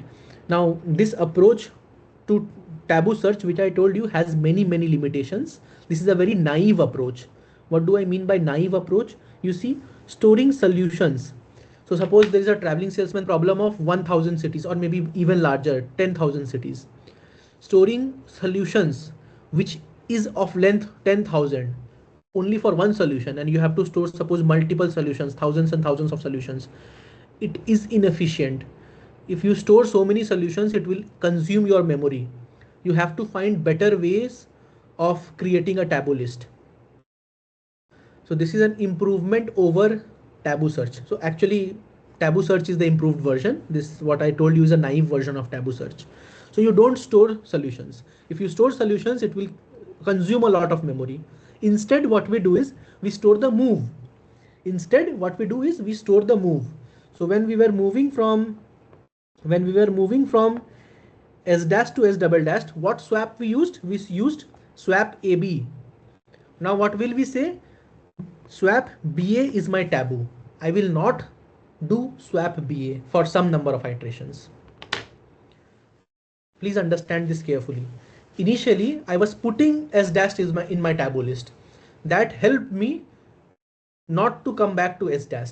But I'm saying that it creates a lot of heavy in the memory. It is inefficient.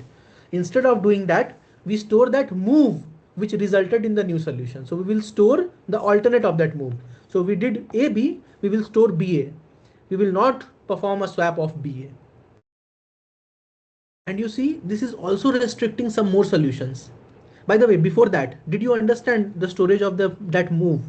It will restrict that move BA. We will not be able to perform that move BA in the neighborhood of S dash, S double dash. So when we are creating the neighborhood of S double dash, we will not perform swap BA. We will not perform that swap BA. Is this idea clear?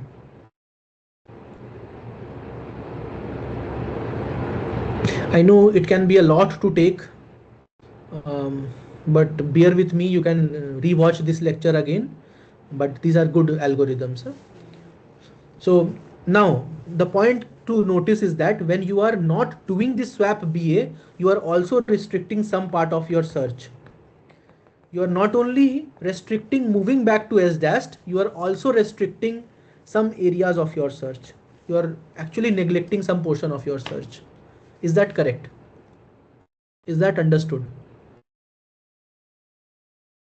To avoid that, what we do is we put this move in the taboo list for some time. We will not put it. So when we were putting a solution in the taboo list, we are saying that we will put it indefinitely until and unless my taboo search has completed. I will put that solution in the taboo list. Now, since we are not putting the solution in the taboo list, we are putting a move which restrict my future searches. We will put that in the taboo list for some amount of time, maybe 10 iterations, 100 iterations, for some number of some time. We will only put it in the taboo list. We will not put it for a longer, indefinitely. This time is known as taboo tenure. This time is known as taboo tenure. I have written it somewhere. Okay. So how taboo search is moving to a non-improving solution? It is doing the local search. Local search has completed. Now it is saying let us move to a random solution, non-improving solution. Obviously, because you have completed local search, you can only move to a non-improving solution. When you move to that non-improving solution, you restrict yourself to coming back to this old solution, and then you perform again a local search. You get to a solution. When the local search has completed, again you put a new move to the taboo list, and then again perform the local search. So in this way, taboo search is accepting a non-improving solution and exploring more areas of the search space. So unlike simulated annealing, it is a deterministic approach. You see, there is no probability. There is no probability, right? And key mechanism, keep track of the visited moves. You see, I am writing moves, not solution. Why? Because storing solution is expensive. So we are only storing moves using the taboo. Prevent revisiting of the explored solution. Okay. Why use taboo list? Prevent cycling to avoid recently visited solutions. Stored a fixed number of recent solution. And with taboo tenure, we also do not store unlimited amount of moves. We restrict the size of the taboo list. We'll say that only 100 moves will be stored. The most recent one will be stored. The oldest one will be removed. That is also one thing you can put. Either you can put the full solution, which is expensive, or you can put only the moves. Yes, Savik, just a minute. Challenge. A good move may be marked as taboo. Okay, right, Savik. So you said we'll store the swap move BA, right? Yes. Now, by that you mean that you are basically in the taboo list. You saying the first and third cities should not be swapped. Kind. So you can have two kinds of things. You can have either position, so you can say first and third city will not be swapped. You can also have city logged, so A and B will not be swapped. Both things can happen. Okay, so basically C D can swap, or C E C F D E D F kind of swap, but the A or B cannot be swapped. So kind Swapped. of So stored. you have a choice. You have a choice. Okay, okay. Okay. Yes, there is one more hand. You can raise your hand up. You are actually mute. I am not able to hear you. Hello. Yes. My question is, if there's a large search space, then which one is applicable? I think probabilistic one will be efficient one. So again, these are decisions you have to take when you are designing a solution approach to your problem. So these When the questions. space is very huge, when the search space is very huge. So actually what happens is now there are evolved version of Tabu Search. You can incorporate probability in Tabu Search as well. So you can Oh, okay. create a combined version of simulated annealing and Tabu Search. So you can do many things with this, and there are literature on these as well. Okay, thank you. Okay. Now one more thing, one more important thing. You see, doing this move, putting moves inside the taboo list is restricting me to move to some solutions. You see, this actually restricts you. There may be a solution. If you perform this move, is the best solution you have found so far, or maybe it is the global optimal solution.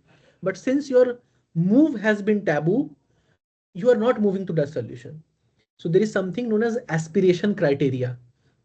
It says you can put an aspiration criteria. So one kind of aspiration criteria can be, although a move is in taboo, if you obtain a solution which is best till date, do the move. Ignore the taboo list. This is known as aspiration criteria.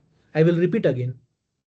Since we have placed a move in taboo list, we are ignoring some regions of my search space. Now it may happen that that specific region has the global optima, and because the move is in your taboo list, you are ignoring that global optima. For that, to counteract that, there is something known as aspiration criteria. You can set what aspiration criteria you want. So one aspiration criteria is, if that moves produces a solution which is the best found till date, do the move. Ignore taboo list and do the move. This is an aspiration criteria you can have. Okay, so this is known as aspiration criteria. Allows a taboo move. It leads to, so one can be, it leads to a better solution than the best found so far, or you can have some other problem specific aspiration criteria. Okay, helps balance exploration and exploitation. So you see, as aspiration criteria is kind of exploitation. It is ignoring your taboo list, your exploration thing, and you're saying don't explore now. I think this is the best you can do. So these two terms, exploration and exploitation, is very, very important when studying meta heuristics. You have to understand when to do exploration and when to do exploitation, or in the other hand, when to do intensification and when to do diversification. By the way, we have used a lot of terms, and these workshops are of 2 hours, 3 hours. It might become lot to take in one session. If you feel so, you can ask me repeatedly. I don't have an issue, or you can come back to these videos again. But I understand that you may not be able to understand everything in one sitting. Okay. So yeah. Okay, this is it. So this is the algorithm. Initialize an initial solution, initiate the taboo list. So I'll complete this and I'll mention one more thing. So initialize an initial solution and then initialize an empty taboo list. While stopping criteria is not met, there can be multiple stopping criteria. Time can be a stopping criteria. Number of iterations can be a stopping criteria. Number of I don't remember right now, but there can be multiple stopping criterias. Okay. Now generate a neighborhood of ns. Find the best admissible neighbor n of s. What is a best admissible neighbor? Either a non-taboo move or aspiration criteria holds. So that neighbor should be either a non-taboo neighbor or aspiration criteria holds. If that is so, move to that neighbor and update the taboo list. As simple as that. You see, these are all local search working in different ways. Okay. That is it. I'll give you one example of taboo search using a traveling salesman problem because I think it is needed. Yes, Meta 14114. Sir, if you are getting restricted from few of the solutions, if you are using swap method, then how can we decide that whether it is an aspiration criteria or this there holds a optimal solution, global optimal solution? We will not know if it is global optimal or not, but what we are doing is we are actually going to that solution. We are evaluating its objective function, but we are not moving until and unless that objective function is the best found so far. We will evaluate it for the time being, but will not move there.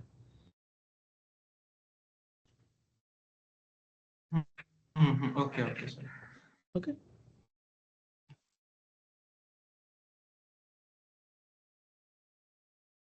Any more questions? Okay, so you can put your hands down if you don't have any questions. So let us take an example of traveling salesman problem. And suppose so what I'll do is A, B, C, D, E, F, G, H. This is the current solution which we have. Suppose we did local search and we obtained B, D, E, A, F, A, E, C, H, G. This is the solution which we obtained, right? Now, since this is the local optimal solution, what you do is you search its neighborhood. So suppose this is S. Now it search its neighborhood, N of S. And you saw, obviously, because this is a local optimal solution, all will be worse. But you pick one which is least worse, that is very close to the current solution. Okay, you search the neighborhood. Don't go to a solution which is very worse. Go to a solution which is very close to this solution. Suppose this objective function value of this solution is 1000 and you have many solutions, but S dash is a solution which has an objective function of 990. Oh, sorry. If it is a minimization problem, so it will be more. So it is 1010. And there are more solutions which have a higher objective function than this. So you pick this solution. And suppose that move was B and E, D and E. So the new solution is B, E, F, A, D, C, H, G. This is my new point. And we have stored in the taboo list the move DE. Now we'll not swap DE for some number of iterations. So you have to decide. Okay. We can swap D with some other thing. We can swap D with H, D with A, some other thing, but we will not swap D with E. So you perform the local search here, again obtain another solution. Suppose you obtained something like 1002. Now what you do, you again do a taboo move, again do the local search and you repeat. But always keep track of the best solution found so far. Like in simulated annealing, keep track of the best solution found so far. So this is the idea of taboo search. Any questions?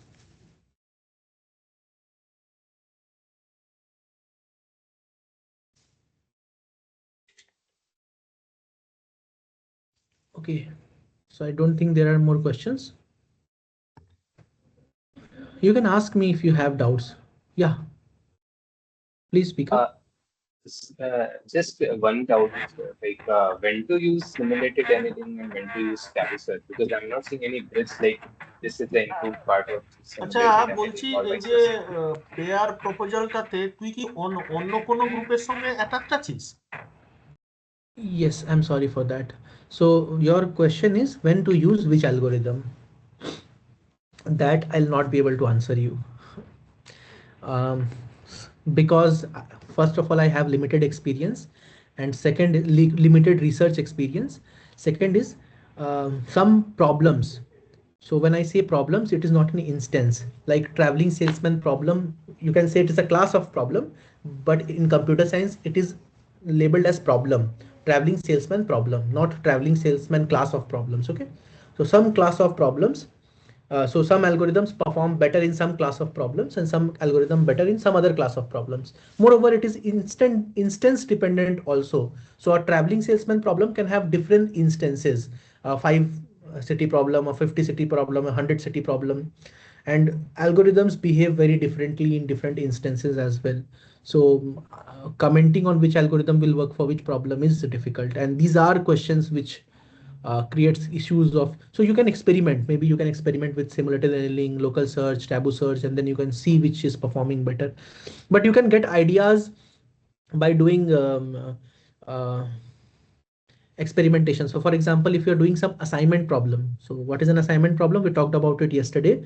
Some tasks are there and it has to be assigned to some person. Person one gets task A, person two gets task B, and those have some representation. So the representation you are using will help you decide what kind of algorithms you will use. Suppose you are using an representation which is real valued. So you have to use some kind of operators, and some kind of algorithms perform better with real values as compared to permutation. So for example, particle swarm optimization, we will not talk about that algorithm over here, but it is an algorithm which is designed for real valued variables. When the variables are real valued, it performs better. Although it has been designed for permutation and discrete representation, but originally it was designed to solve problems with real valued variables. So these are few of the indications you can get, or you can go back to the literature and see what kind of algorithms are used to solve which kind of problems. All right. Uh, Thank you. Also, Yes. based, based on the basic algorithm, like say simulated annealing, there people are doing additional modification to make that algorithm suitable for in another domain where it was not earlier applied. So therefore, it is very difficult for a means who don't have explored in these areas, because whatever the problem they will be searching, we can find out, okay, simulated annealing also is solving, taboo search also is solving, because all these basic algorithms also have been modified significantly to take care of the that all the problems of the other domains also. Probably initial basic problem was not suitable. Am I Yes. correct? Sometimes. Yes, sir. You are correct. You are absolutely correct. Okay. So one thing which I was telling you while discussing this algorithm was there is slight things which I have skipped. I will just inform you for completeness. If you are interested, you can read more. So this taboo list which you are talking about, it is known as short-term memory. Why? Because we are removing the moves after some time. So it is known as short-term memory. Okay, so there are something which is known as long-term memory and medium-term memory in taboo search. And one hint I'll give you, medium-term memory is used for exploitation and long-term memory is used for exploration.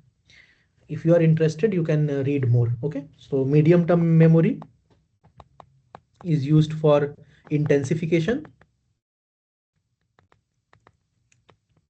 and long-term memory is used for diversification. Okay, so these are additional modifications of taboo search. We have not talked about either of those yet. We are only talking about short-term memory. Okay, so what we'll do is we will take 5 minutes break and then we will start with our computer. You should also write programs with me if you're interested, and if you don't know Python programming, then I will try to teach in a way that you can also understand what we are doing. So we will start at 7:25 p.m. and we have 1 hour. So I'll see how much I can cover. Maybe one algorithm will be more than enough. If, by the way, you can just give me a show of hands how many of you know Python programming. And one caution, I am not very affluent in Python, so I know as much as I can implement. So jitna zarurat hai, I know that much. I don't know a lot of Python, so if I make some mistakes or say something which is not correct, you can correct me. Huh? So I'm not very fluent in Python. So I just see 10 hands or so. Out of 53 participants, very few are familiar with Python. Okay, I'll try to do it in a way that you can understand. All right, so we will meet at 7:25. I'll share my computer's screen. Okay, you can take a break also.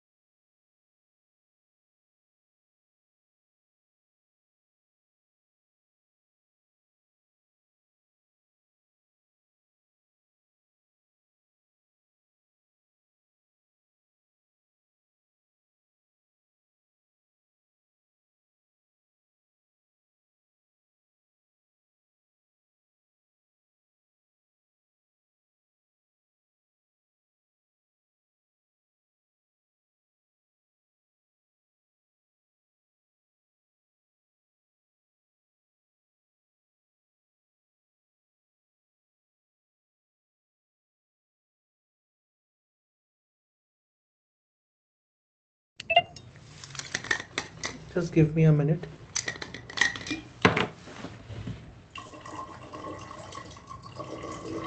So there are two hands up. If you have doubts, you can ask.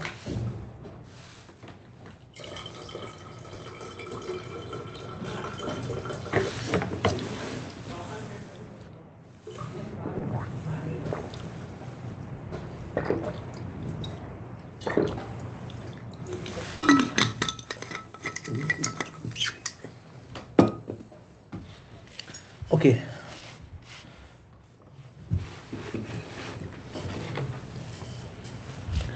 All right, so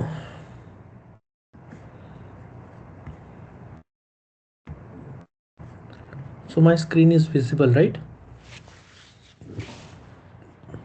My screen is visible. Is it so? Yes, sir. Yeah, thank you.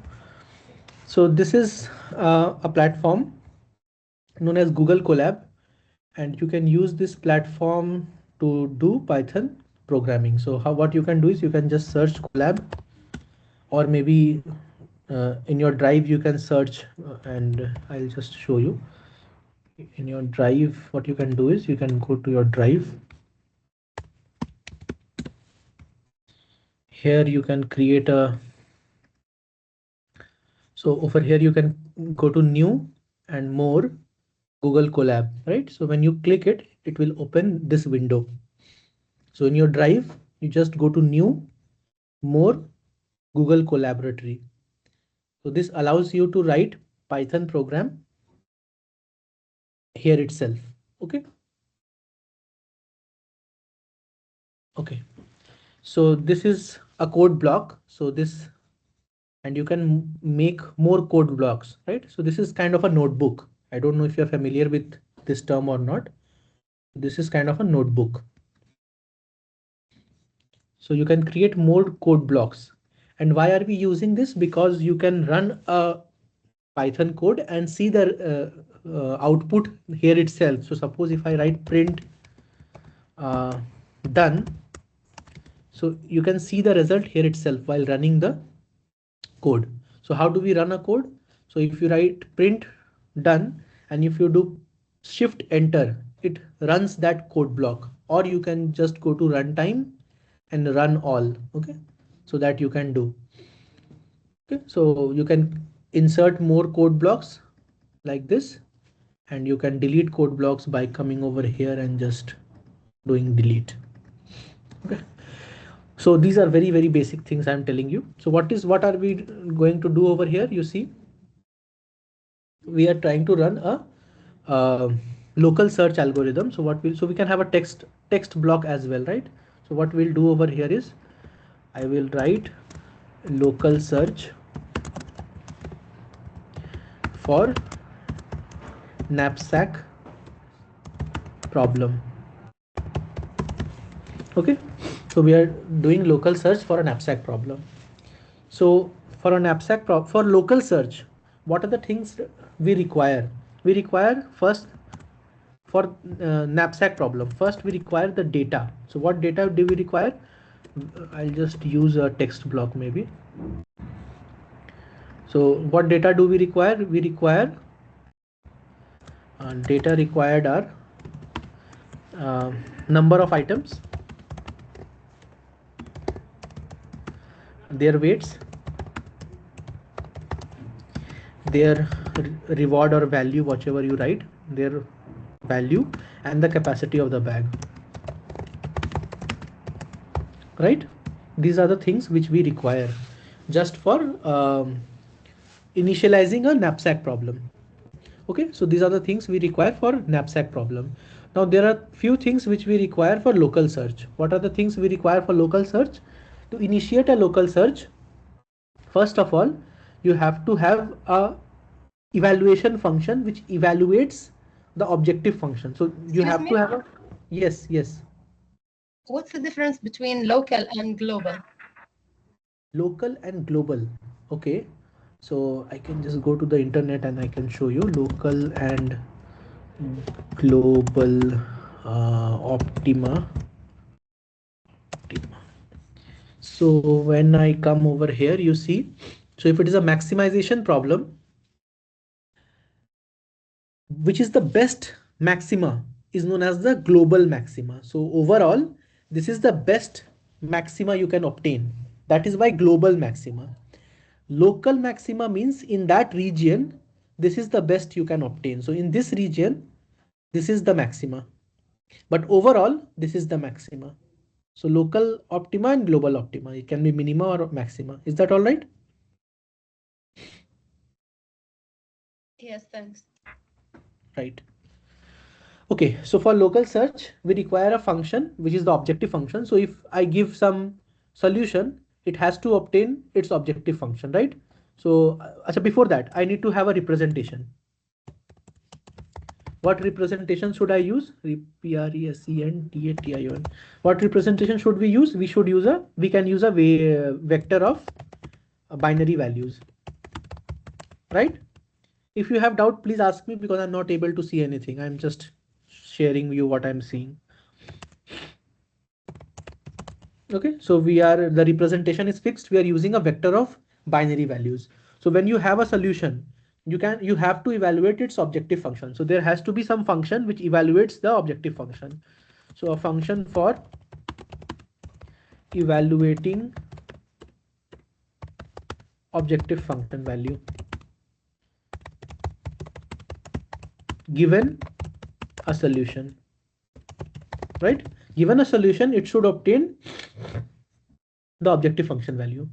Okay, and by the way, I'm sick, so please excuse me. Okay, so objective function is fixed. Now you should have a function to obtain an initial solution. So you require a function to obtain an initial solution. Okay, so you have to create an initial solution. Now you require a function to create neighborhoods, right? So when we are doing local search, you require a function to create neighborhoods. Okay, so these are the things which you require. Is there anything else? No. And then you require a function to perform the search. Okay, so these are the things you require. So let us start with the data, how to generate the data. So you see, we will use random number generator, or if you want, I'll just generate the data and put it over here. It's better to use random number generator because you don't have to type in all the values. If you have more larger problems, you can just put in that value and you'll get a random number for each of the items. So what I'll do is I will create a function which creates the data. Okay, so in Python, the way we define a function is def, and I'll say the name of the function is generate data. What it should take, you see, if you give it the number of items, then it should generate the data. So when I say number item, so it means number of items, and I don't think we require anything else.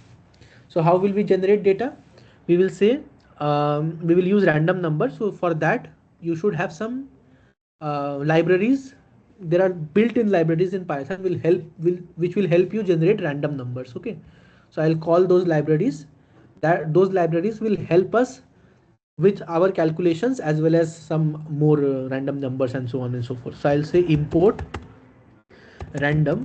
By the way, those of you who are familiar with Python may think that these are not what I'm doing, but I cannot help. I have to go with everyone. Okay, so please bear with me.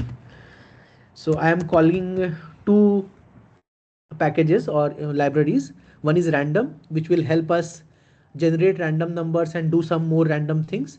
And this numpy is also a library which helps manipulate matrices or vectors, matrices, vectors, whatever you say. So we have called two libraries, and what I will do is, so this generate function, GENE, okay, this generate function, what it will do is it will generate the weights of the item and their values, right? We have to generate two things, the weights of the item and their values. So what we'll do is we will generate values. So we will use numpy to do this. Numpy is a very good library which helps us do this. So I will say np.random. If you don't understand this, it's all right. I'm just using some inbuilt functions such that I don't have to input each and every value.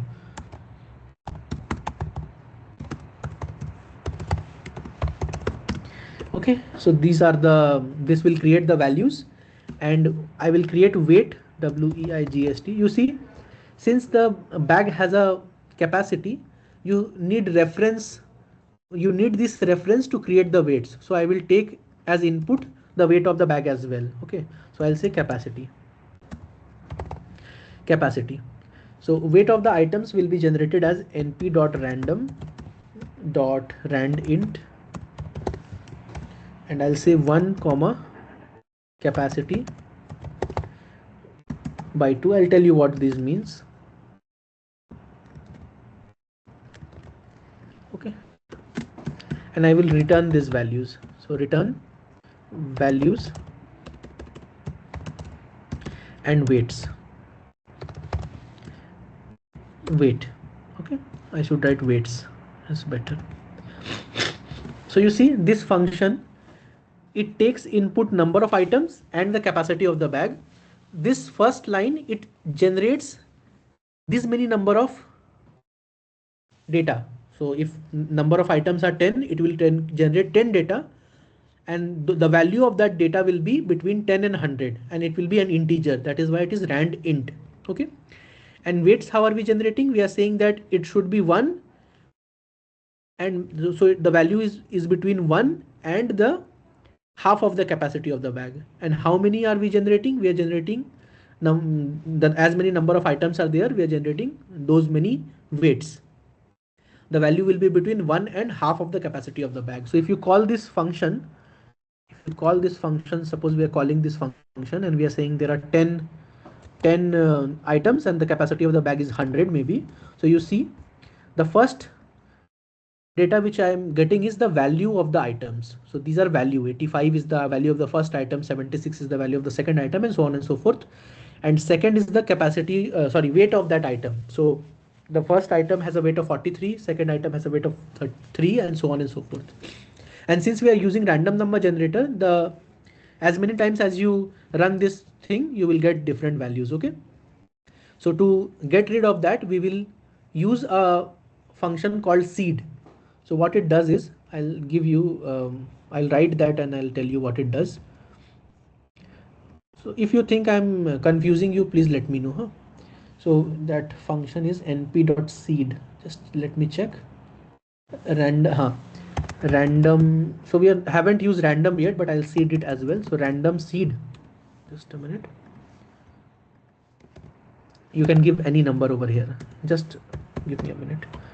np.random.seed 50. So what is seed? You see, computers generate random number, but it requires a base to start from. So what computers do is, it takes the current present time, and from there it starts generating random number. The base is the current present time. So over here, using these two commands, what I am telling the computer to do is to start with this reference, whatever it means, 50 for the computer, but I'm giving the reference. So what will happen is, each time you will run this function, that reference will be same and the random number generated will always be the same. Okay, so if you run this every time, so I'll just run it all. You see, just a minute. Okay, seed, SEED. So if I run this multiple times, so I have run this, you see we have obtained this. I'll just copy and paste it over here for reference, and I run again. You see, I will get the same number, 58, 21, 43, and so on and so forth. So this helps in consistency. So if you are running a algorithm and doing something using random, so this seed helps in consistency. It will help you perform the algorithm in the same data again and again. So this is helpful. Okay, so we have generated the data. This task is done. Is it all right? Is it all right? So there is a hand up. I don't know if you have a question or not. I know I'm going slow, but I cannot help. I have to go slow. All right. So we have generated the data. Let us move on to the functions we require for the local search. So you see representation. So there is a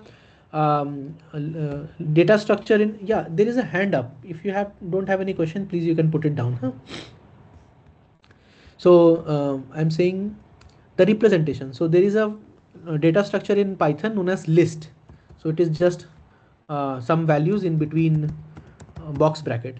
So this is known as list. So we will use list, and each element of the list will either take 0 or 1. So that will be our representation.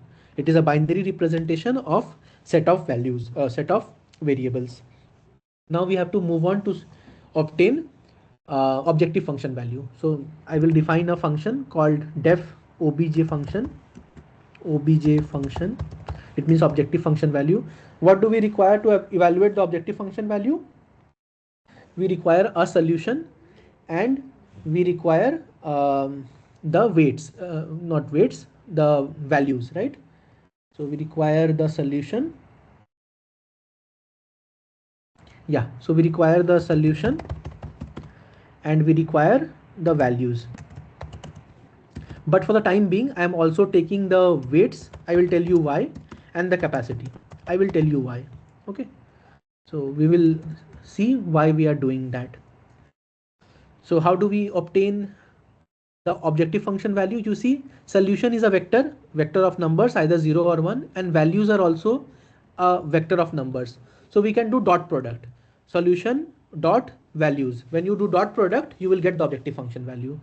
So to do the dot product, you can use NP, that NumPy library.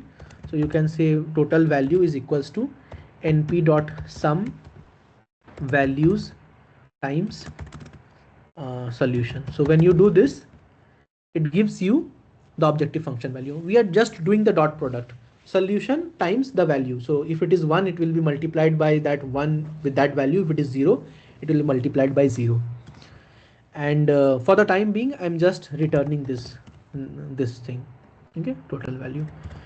I'll tell you why I have taken these two things, but for now, let us see if it is working or not. Okay, so we have an objective function, a function which evaluates the objective function. We need an initial solution function also, which generates an initial solution. So what we'll do is we'll say def we will say def, so, and we will generate a function. So what I'll do is I'll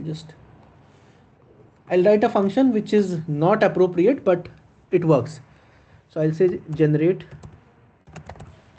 initial solution. What it should take? It should take the number of items, right? It should take the number of items. Now you see, since this is a knapsack problem, you should always create an feasible solution. If the solution is infeasible, your algorithm will not work. So for that, I am taking the weights of the item, and I'm also taking the capacity of the bag. So what I will do is I will first generate a initial solution, and I will check whether that initial solution is feasible or not. If it is not feasible, I will generate again and again and again and again. This is not a good way to do the initial solution generation, but since we are beginning, we will do it like this. Okay, so what we'll do is I'll say while true. If you don't understand this, it is just a loop which is running infinitely until some termination criteria is met. Yeah, again there is a hand. Do you have any questions? Yes. Random dot seed 50. Why you have used this comment? So are you questioning about seed, or are you questioning about random dot seed? Because I have also seeded. Random dot seed. So for now I am not using random. So when I use random, then maybe it will be used. For now I'm using np.random. So this second line works well, right? Okay, that is means array you are forming with random numbers, no? From So 10 to what's 20, 10 to 100. Sorry? From 10 to 100, you are generating the random number using np.random. Yes. So what seed does is, when random number is generated, it requires a base to start from. So it takes the current time as the base. So using this seed, we are providing that base. Start from here. Okay. Okay. Okay. Okay. Thank So you. we are generating the initial solution. So we'll say solution equal to, and again I will use random number to generate. So np.random .rand int. There may be other ways to do this also, but yeah, And I'll say, by the way, when I use random.randint, this value is not included. So it is generating 10 to 99. So random number between 10 to 99. So here also when I say 0, 2, 2 is not included. Huh? And I'll say number of items. Okay. Item. I'll say item. And yeah, so this generates a random number, but I have to check if the weight of this total weight of this solution has to be less than equal to the capacity. So we'll say np.sum weight times, so we are again doing dot product, weight times solution is less than equals to capacity. If this is so, then return this solution. If that is not so, then again generate a solution and again check. Again it is not true, then again generate a random number and again check. So this is not a good way to do it, because it might happen that no solution satisfies this equation. But for the time being, since we are starting, we will work with this only. Okay. So if you call this thing, you see, you will be able to generate random number. So you give him 10 items and weights. I have weights, right? I don't have weights. So what I'll do is I have generated data. I'll say values, comma, weights equal to this. Okay. And instead of writing 10 again, I will write here number items, and I will specify the value of this somewhere here, maybe here. Number of items is equals to 10, and weights capacity I have to write. So capacity is suppose 100. So this is number of items and this is capacity. So instead of repeating 110 multiple times, I have specified that these are these values. And one more thing, instead of dividing by 2, I can divide it by 3 such that this function doesn't enter into an infinite loop. Okay. So what I will do is I will run again, and you will see that it generates a random solution, initial solution. So I'll say run all, and it generates an initial solution, and this solution is feasible because we have checked it. It is feasible. Okay. So it generates so first this function generates the data for the knapsack problem, and this function generates the initial solution. So we have completed the data generation and the initial solution. Now what we have to do is we have also done evaluation of the objective function. So you can check what is the objective function of this by putting it into this function. So let us do that. So we will just create one code block here, and we will put the solution to this. So I'll say solution equals to this. So when I run this, and when I run this, it will give an objective function value of 26. We don't know if it is good or not, but yeah, whatever the initial solution is. So now when I'm running it, it is coming out to be 228. I don't know if it is good or bad, but this is the objective function of this initial solution. Okay. All right. So we know how to evaluate objective function value. We know how to generate an initial solution. We know how to generate the data. Now our objective is to create a neighborhood. So how do we create a neighborhood? We have to decide first what is the move we are using. So this, for knapsack problem, we will do bit flips. So for each value, we will change it from 1 to 0. Either if it is 1, it will be changed to 0. If it is 0, it will be changed to 1. And that is how we will create the entire neighborhood. So given a solution, we should create the entire neighborhood. Okay. So we will say def generate NEIGHBOR hood. Okay. And it will require the solution at hand. Okay. And nothing else. It just requires a solution to generate the neighborhood. What we will do is we will copy this solution. Why are we copying this solution? In Python, because it is it is related to Python, not about this. In Python, if you directly manipulate this thing, it will change the initial solution. So if you start with S and you without copying, if you are changing or making some change in this variable, it will change the original solution. So we'll make a copy. So I'll say NEIGHBOR is equals to copy, not copy, solution dot copy. So we are copying this solution, and then we will manipulate this solution. Okay, this neighbor. So I've created one neighbor and I will flip one of the bit in this neighbor. So it is exactly the same as solution. How to create a neighbor? We will create a neighbor by flipping one bit in this neighbor. Okay.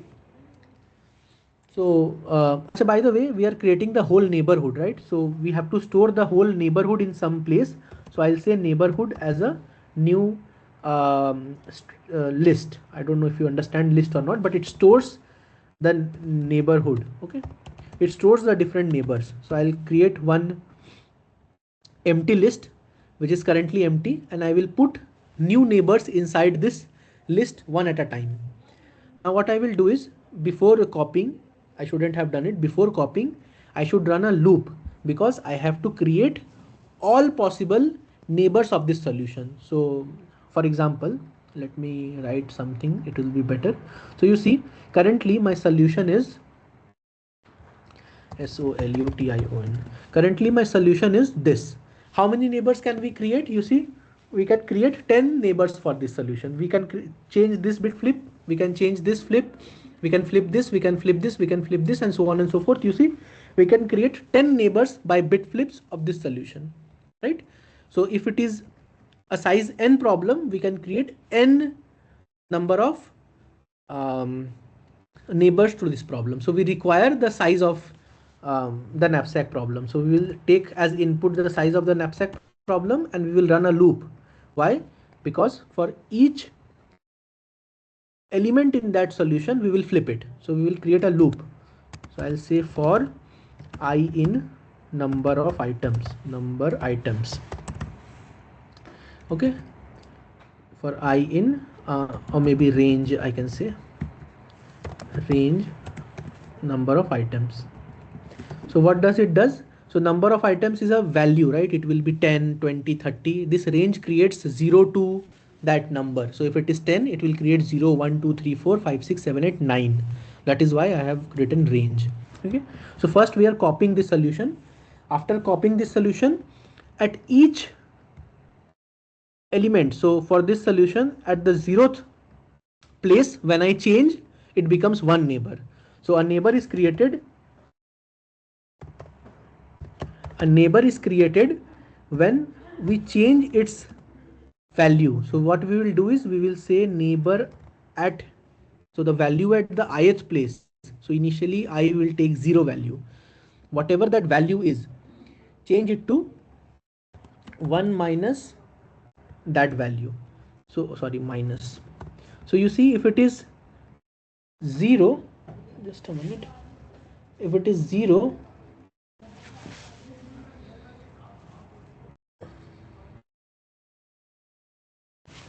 Neighbor spelling wrong. I have spelled it wrong, so I'm not checking that. I am actually checking something else. Yeah, so if it is 0, if this is 0, then 1 minus 0 will become 1, and if it is, this is 1, then 1 minus 1 will become 0. So this flips that bit. So suppose at the 0th place it is 1, and 1 minus 1 makes it 0. So at that place, at 0th place, it will become 0. If at that place, suppose at this place it is 0, so 1 minus 0 will become 1 and it will be stored at that position. So we are flipping that bit.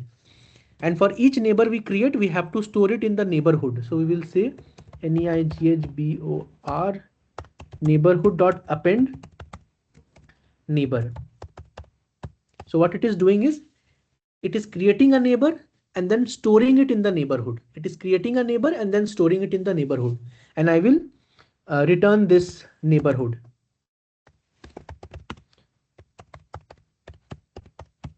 Okay, so if I run this, you will see that we have created a neighborhood. Okay, I'll just run everything again. You see, what I'll do is I will give the solution first, maybe, because it will help you understand the neighborhood. So I'll print the solution first. So I'll say print solution and then I'll run again. So you see, originally this was my solution and each solution is just one flip away. So this is flipped to 0. For the second solution, this is flipped to 0. For the third solution, this is flipped to 0, and so on and so forth. So This neighborhood is just one bit flip from the original solution. So this creates the neighborhood. Any questions? Any questions? How many participants are there? Yeah, there is one hand.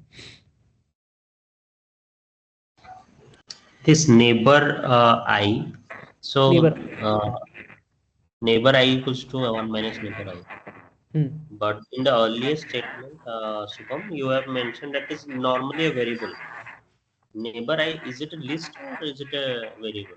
No, no, actually, when I'm saying neighbor I, so you see what is a neighbor? Neighbor is just a copy of the original solution. Neighbor I is indexed the element at index I. So for this solution, if I is 0, so indexing starts with 0 by the way. So if I is 0, this is that value. Neighbor I means neighbor 0, the value at index 0. This means the value at index I. It means that, okay? Is it clear? So first what it is doing, it is creating a copy of this solution. So this solution has been copied. Now for the first neighbor, I am changing the first element. For the second neighbor, I am again copying the solution and then I am changing the second element. For the third neighbor, again I am copying the solution and then I am changing the third element and so on and so forth. That is how I am, and then I'm storing it into the neighborhood. Is it clear? Yes. Right. Okay. Any more doubt?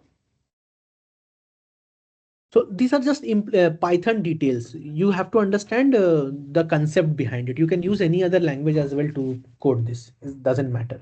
Okay. So we have created the neighborhood. Now we have to create a function to perform the local search. There is one hand up. If you don't have any doubt, please, you can. Yeah. Okay. So before that, you see in the objective function, I had taken weights and capacity. Why I have done that? You see, when I am generating a neighbor, I am not checking whether the neighbor is feasible or not. You can do that here as well, or you can use your objective function as an indication. Let us do checking over here itself. So we will remove it from here and we will do the checking here itself. So that is not what I have done in my previous code, but I am doing it over here. Okay. So before adding it to the neighborhood, we will check whether that neighbor is a feasible neighbor or not. This is a better place to check. So what we will do, we have a new neighbor. We will multiply it by the weights. So that dot product, and we will check whether it meets the capacity requirement or not. If it meets the capacity requirement, then we'll add it to the neighborhood. If it doesn't meet the capacity requirement, then we'll not add it in the neighborhood. Okay.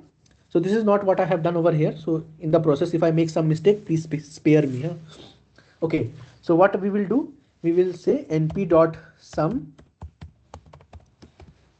weight dot not dot multiplied by the neighbor neighbor. If this is less than equals to the capacity, then you add it to the neighborhood. So it's not weight, it's weights. Then you add it to the neighborhood. Then only you add it into the neighborhood. Otherwise you don't add it to the neighborhood. Okay. So then you run again, run all, and you see. Okay. Have I made any? Okay. So we have changed the function. So we have to change it over here as well. It only takes two values, solution and values. The other things are removed. That is why we have encountered an error. And here also I have given more values to input and I have not written it in the function call. That is why error. Sorry, what have I done? Okay, run all. Now you see 1 2 3 4 5 6 7. I only have 7 neighbors. I don't have 10 neighbors now because we are doing the checking over here itself. I don't have all the 10 neighbors. I have restricted myself to only the feasible neighbors. Is it all right? Is it all right? Now we can do the local search. Any questions?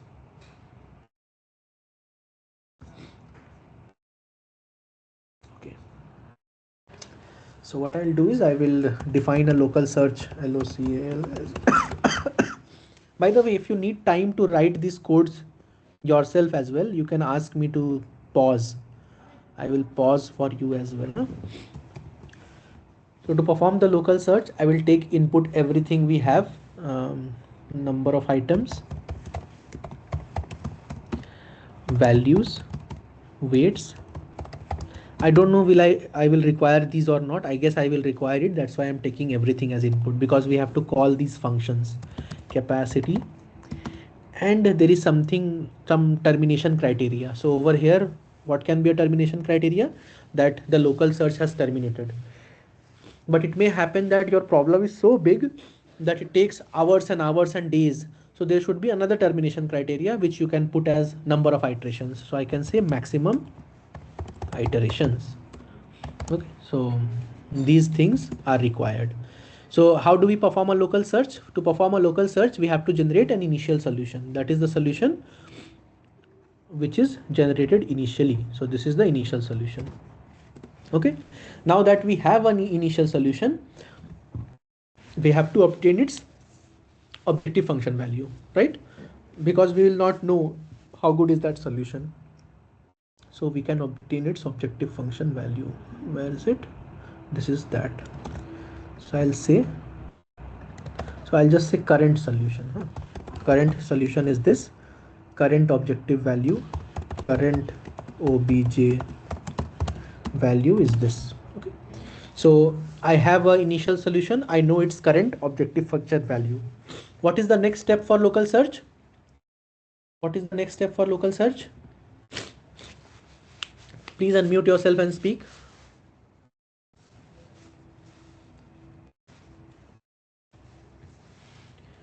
Are you able to understand? Generate neighborhood.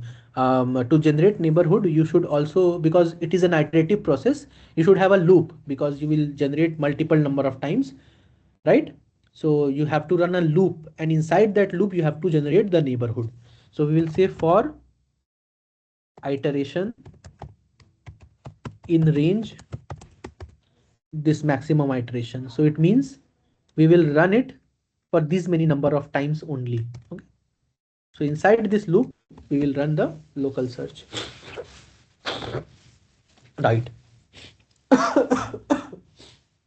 So we have a for loop. It says these many number of times my local search will run. This is the maximum number of iterations you give it, because this is another termination criteria. There is one termination criteria that you cannot obtain better solutions, but this is another termination criteria that we will not run it more than 1000 number of iterations or 10,000 number of iterations. Okay.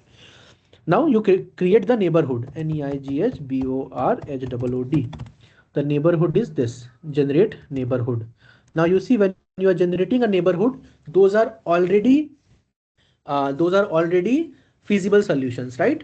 So it may happen that when you generate a neighborhood, there is no feasible solution. All neighbors are infeasible. So you have to check. You have to check if length of this neighborhood, that is the number of solutions in this neighborhood, is equal to 0. That means the neighborhood is empty. There is no solution which is feasible in this neighborhood. Then you break out of this loop, because you don't have any neighbor to search from this solution. So you break out of this loop.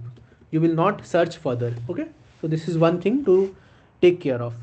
Why? Because in this neighborhood, we are only generating the feasible neighbors. You may run into a situation where the neighborhood is empty. All solutions are infeasible. Then you have to break out of this loop. Okay. So this is one thing.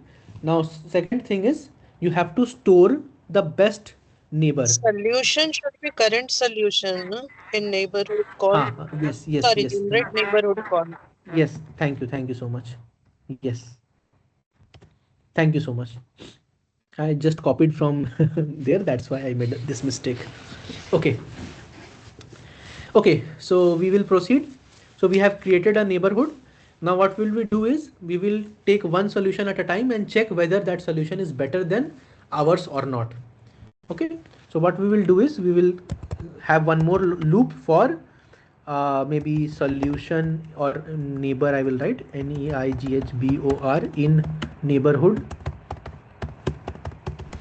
for neighbor in neighborhood. If so, obtain the objective function value of the neighbor. So NEIGHBOR neighbor obj is equals to, I will copy this, but I have to change the solution to neighbor because I'm obtaining the objective function value of that neighbor, right? So this is the objective function value of the neighbor. Now if my current objective function value, by the way, this is a maximization problem, right? This is a maximization problem. So if the current objective function value is less than my neighbor objective function value, if my current objective function value is less than the neighbor objective function value, I will move to that neighbor. I will say current solution is equals to neighbor and current objective function value is equals to neighbor objective function value. Okay, now you see we may have another neighbor which is better. So we are actually searching the whole neighborhood. We are updating the current objective function value and current solution, but we are searching the neighborhood. So it is actually performing the whole neighborhood search. It will not terminate if it finds the best neighbor. It will find a good neighbor, it will move to that neighbor, but it will not leave that neighborhood. It will completely search that whole neighborhood. Then the current solution and current objective function will be appropriate. Okay, so this is it. Now the termination criteria. If so, this loop will run completely. If, and by the way, to keep track if the solution has changed or not, so you have to have a indicator. So what it means is, because you are going through this loop and changing the original objective function value and original solution, you have to keep track to check whether the solution has improved or not.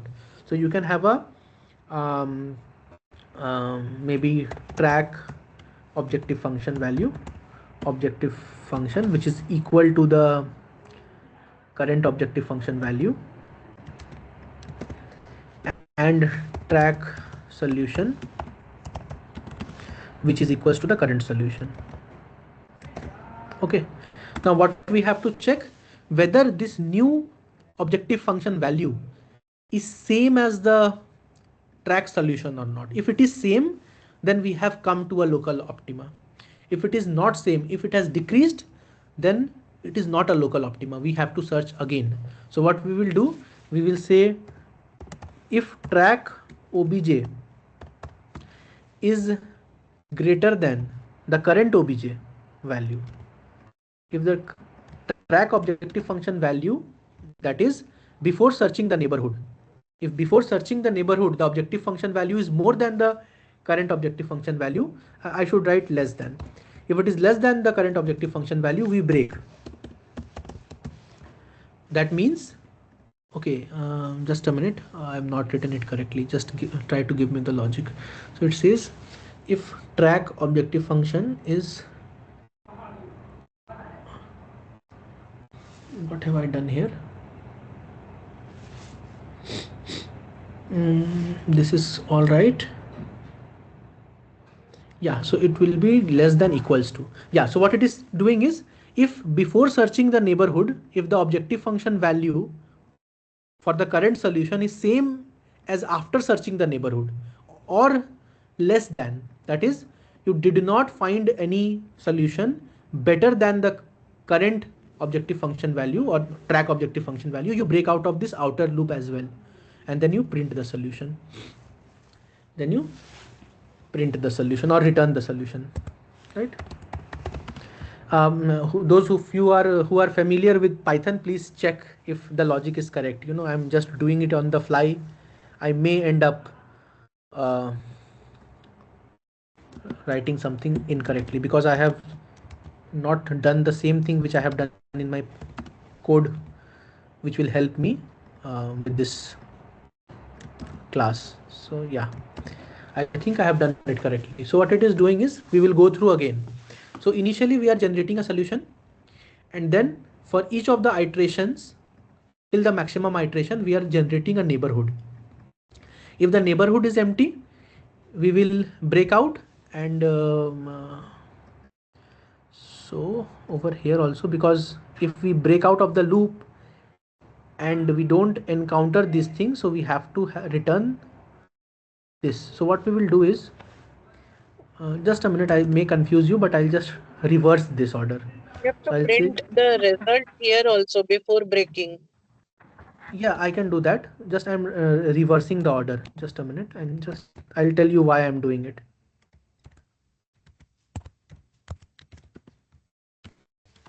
It's better to reverse this order. Okay, so I have reversed the order, and I will check here using track solution and track obj. What am I doing? Just a minute. So okay, I'm saying reversing the order means I will reverse it over here. So if track objective function value is less than the neighborhood solution, I will change my current objective function value and my current solution, and I will return at the end. I should make a copy maybe. That is what I have done here. That is why you should follow what you have done in previously. Okay. Just give me a minute. I'm sorry for this confusion. Next time I'll exactly follow what I have written over here.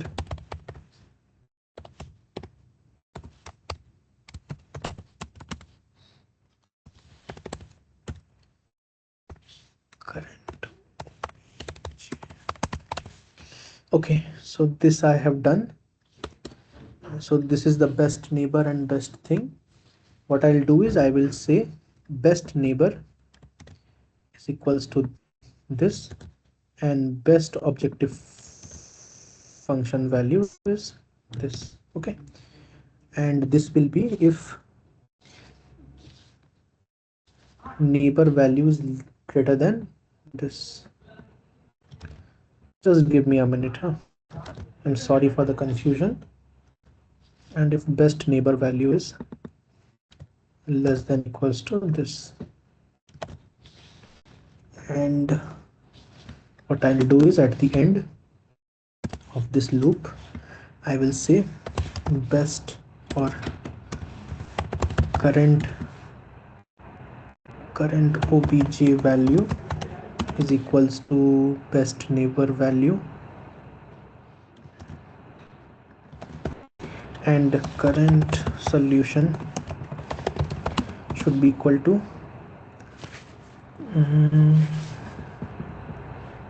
this. Okay, now I'll tell you what I have done.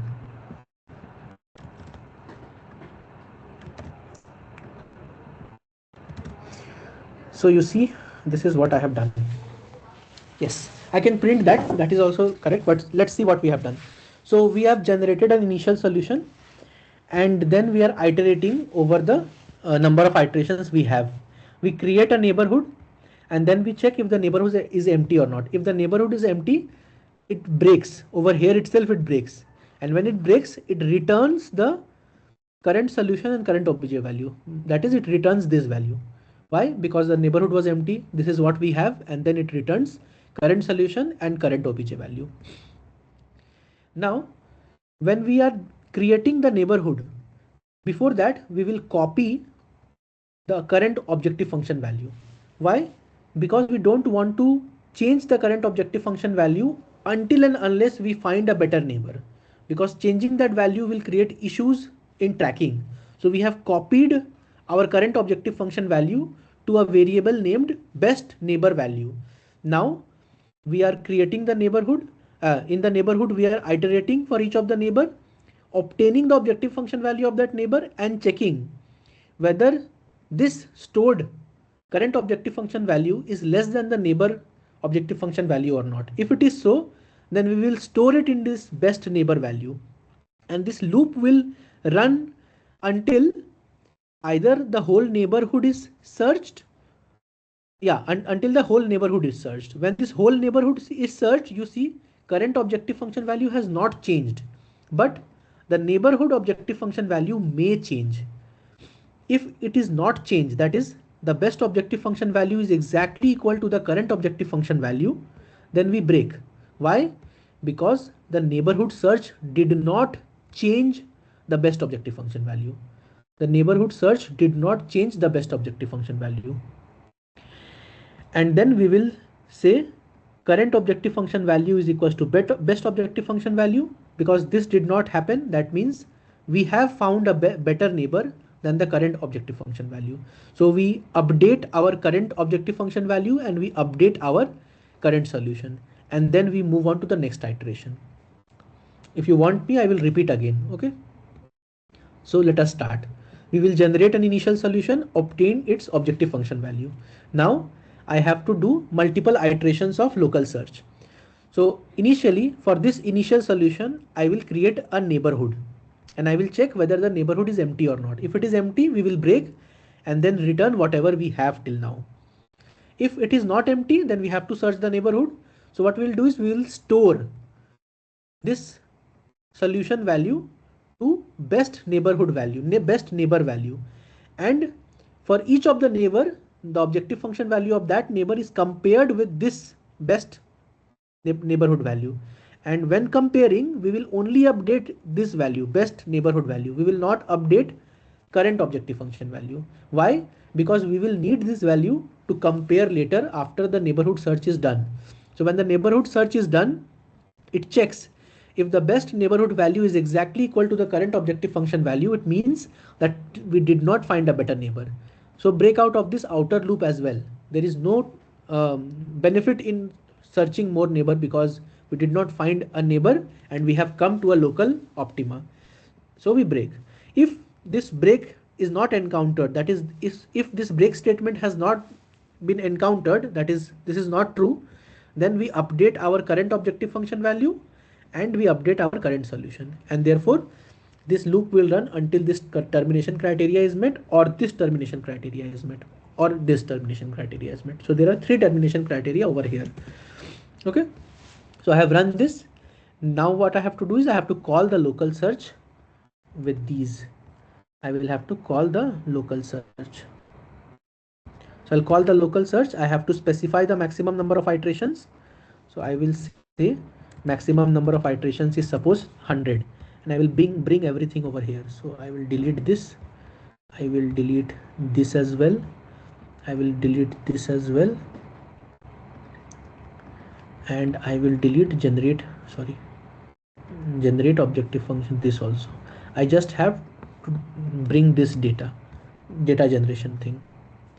So I have to bring data generation part and also these values. So I'll show you what I'm doing.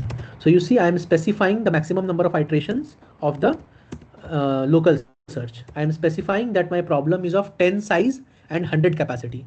I am generating the initial data for this knapsack problem and I am feeding this data, the values and weights and the capacity and number of items, to this local search and also the maximum number of iterations. And the local search will give me what it will give me. It will give me the current solution and it will give me the current objective function value. That is the best solution it had find and the best objective function it has find. So I'll run this again and you see the best is 309 is the best objective function value and this is the solution. So to check the evolution, I will modify this function. Okay, so how will I modify this function? I will modify this function like this. So what I will do is I will print the current objective function value. So initial objective function value is actually this. This is what my current objective. Sorry. Okay, so I have print this, and every time I encounter a better objective function value, I will print that again. So I will say obtained a better solution, SOLU solution with objective function value equals to this, and you can see how the value evolves. Okay, let us run. So you see it started with 228 and it obtained a better why didn't it run? Yeah, it ran. So in the first neighborhood only, so in the starting, the initial solution has an objective function value of 228. At one neighborhood search only, it obtained a solution of 309. And when it obtained a solution of 309, in the next neighborhood, it did not find a neighbor better than this 309 and it terminated. So there were two neighborhood generations. First for this solution, second for this solution. In the second neighborhood generation, it saw that there are no better solution more than 309 and it terminated. You can check multiple runs by changing this. So we will change the seed and you can see. So I am not requiring this random, so I'll just delete it. I'll say suppose 42 and you see solutions will change because random number is different, random numbers are generated. So at the start, it generated a solution of 553. It obtained its neighborhood and it saw that this is the best it can, and it converged at 531.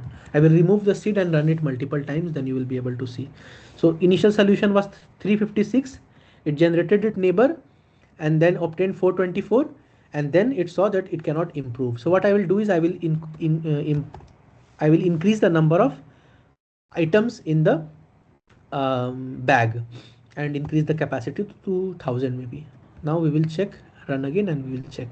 So you see initially it generated a solution of 189. It obtained its neighborhood.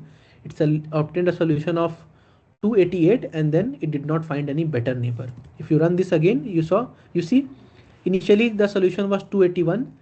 Its neighborhood gave a solution of 362. Its neighborhood gave a solution of 383. And then its neighborhood did not have any better solution. So this is the best solution you have. So we are running a local search. Is that all right? I'm sorry if I have confused you. Tomorrow I'll try not to do it. I'll follow whatever I have written in my preparation material. I will upload this entirely in the drive. You can go through this again after whenever you want. Okay. Any more questions?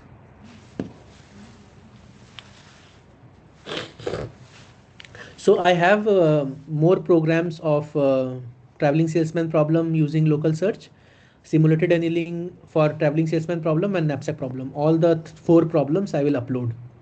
You can have a look at them, and if you have doubt, we can discuss that tomorrow as well. So I'll upload four content. First is traveling salesman problem using local search and simulated annealing, and knapsack problem using simulated annealing and local search. I will upload both of them in the drive. Check it out, and then we will discuss tomorrow. Any doubt?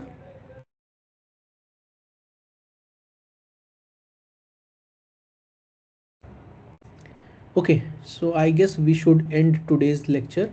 We are 6 minutes early, but I only covered one code. Tomorrow also it will take time because genetic programming we will code and it has more components than local search. So it will take time. Thank you. So I will end the meeting now. If anybody has any doubt, you can ask me now.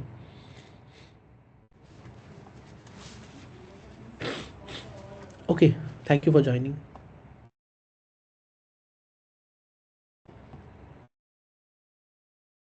Thank you, sir.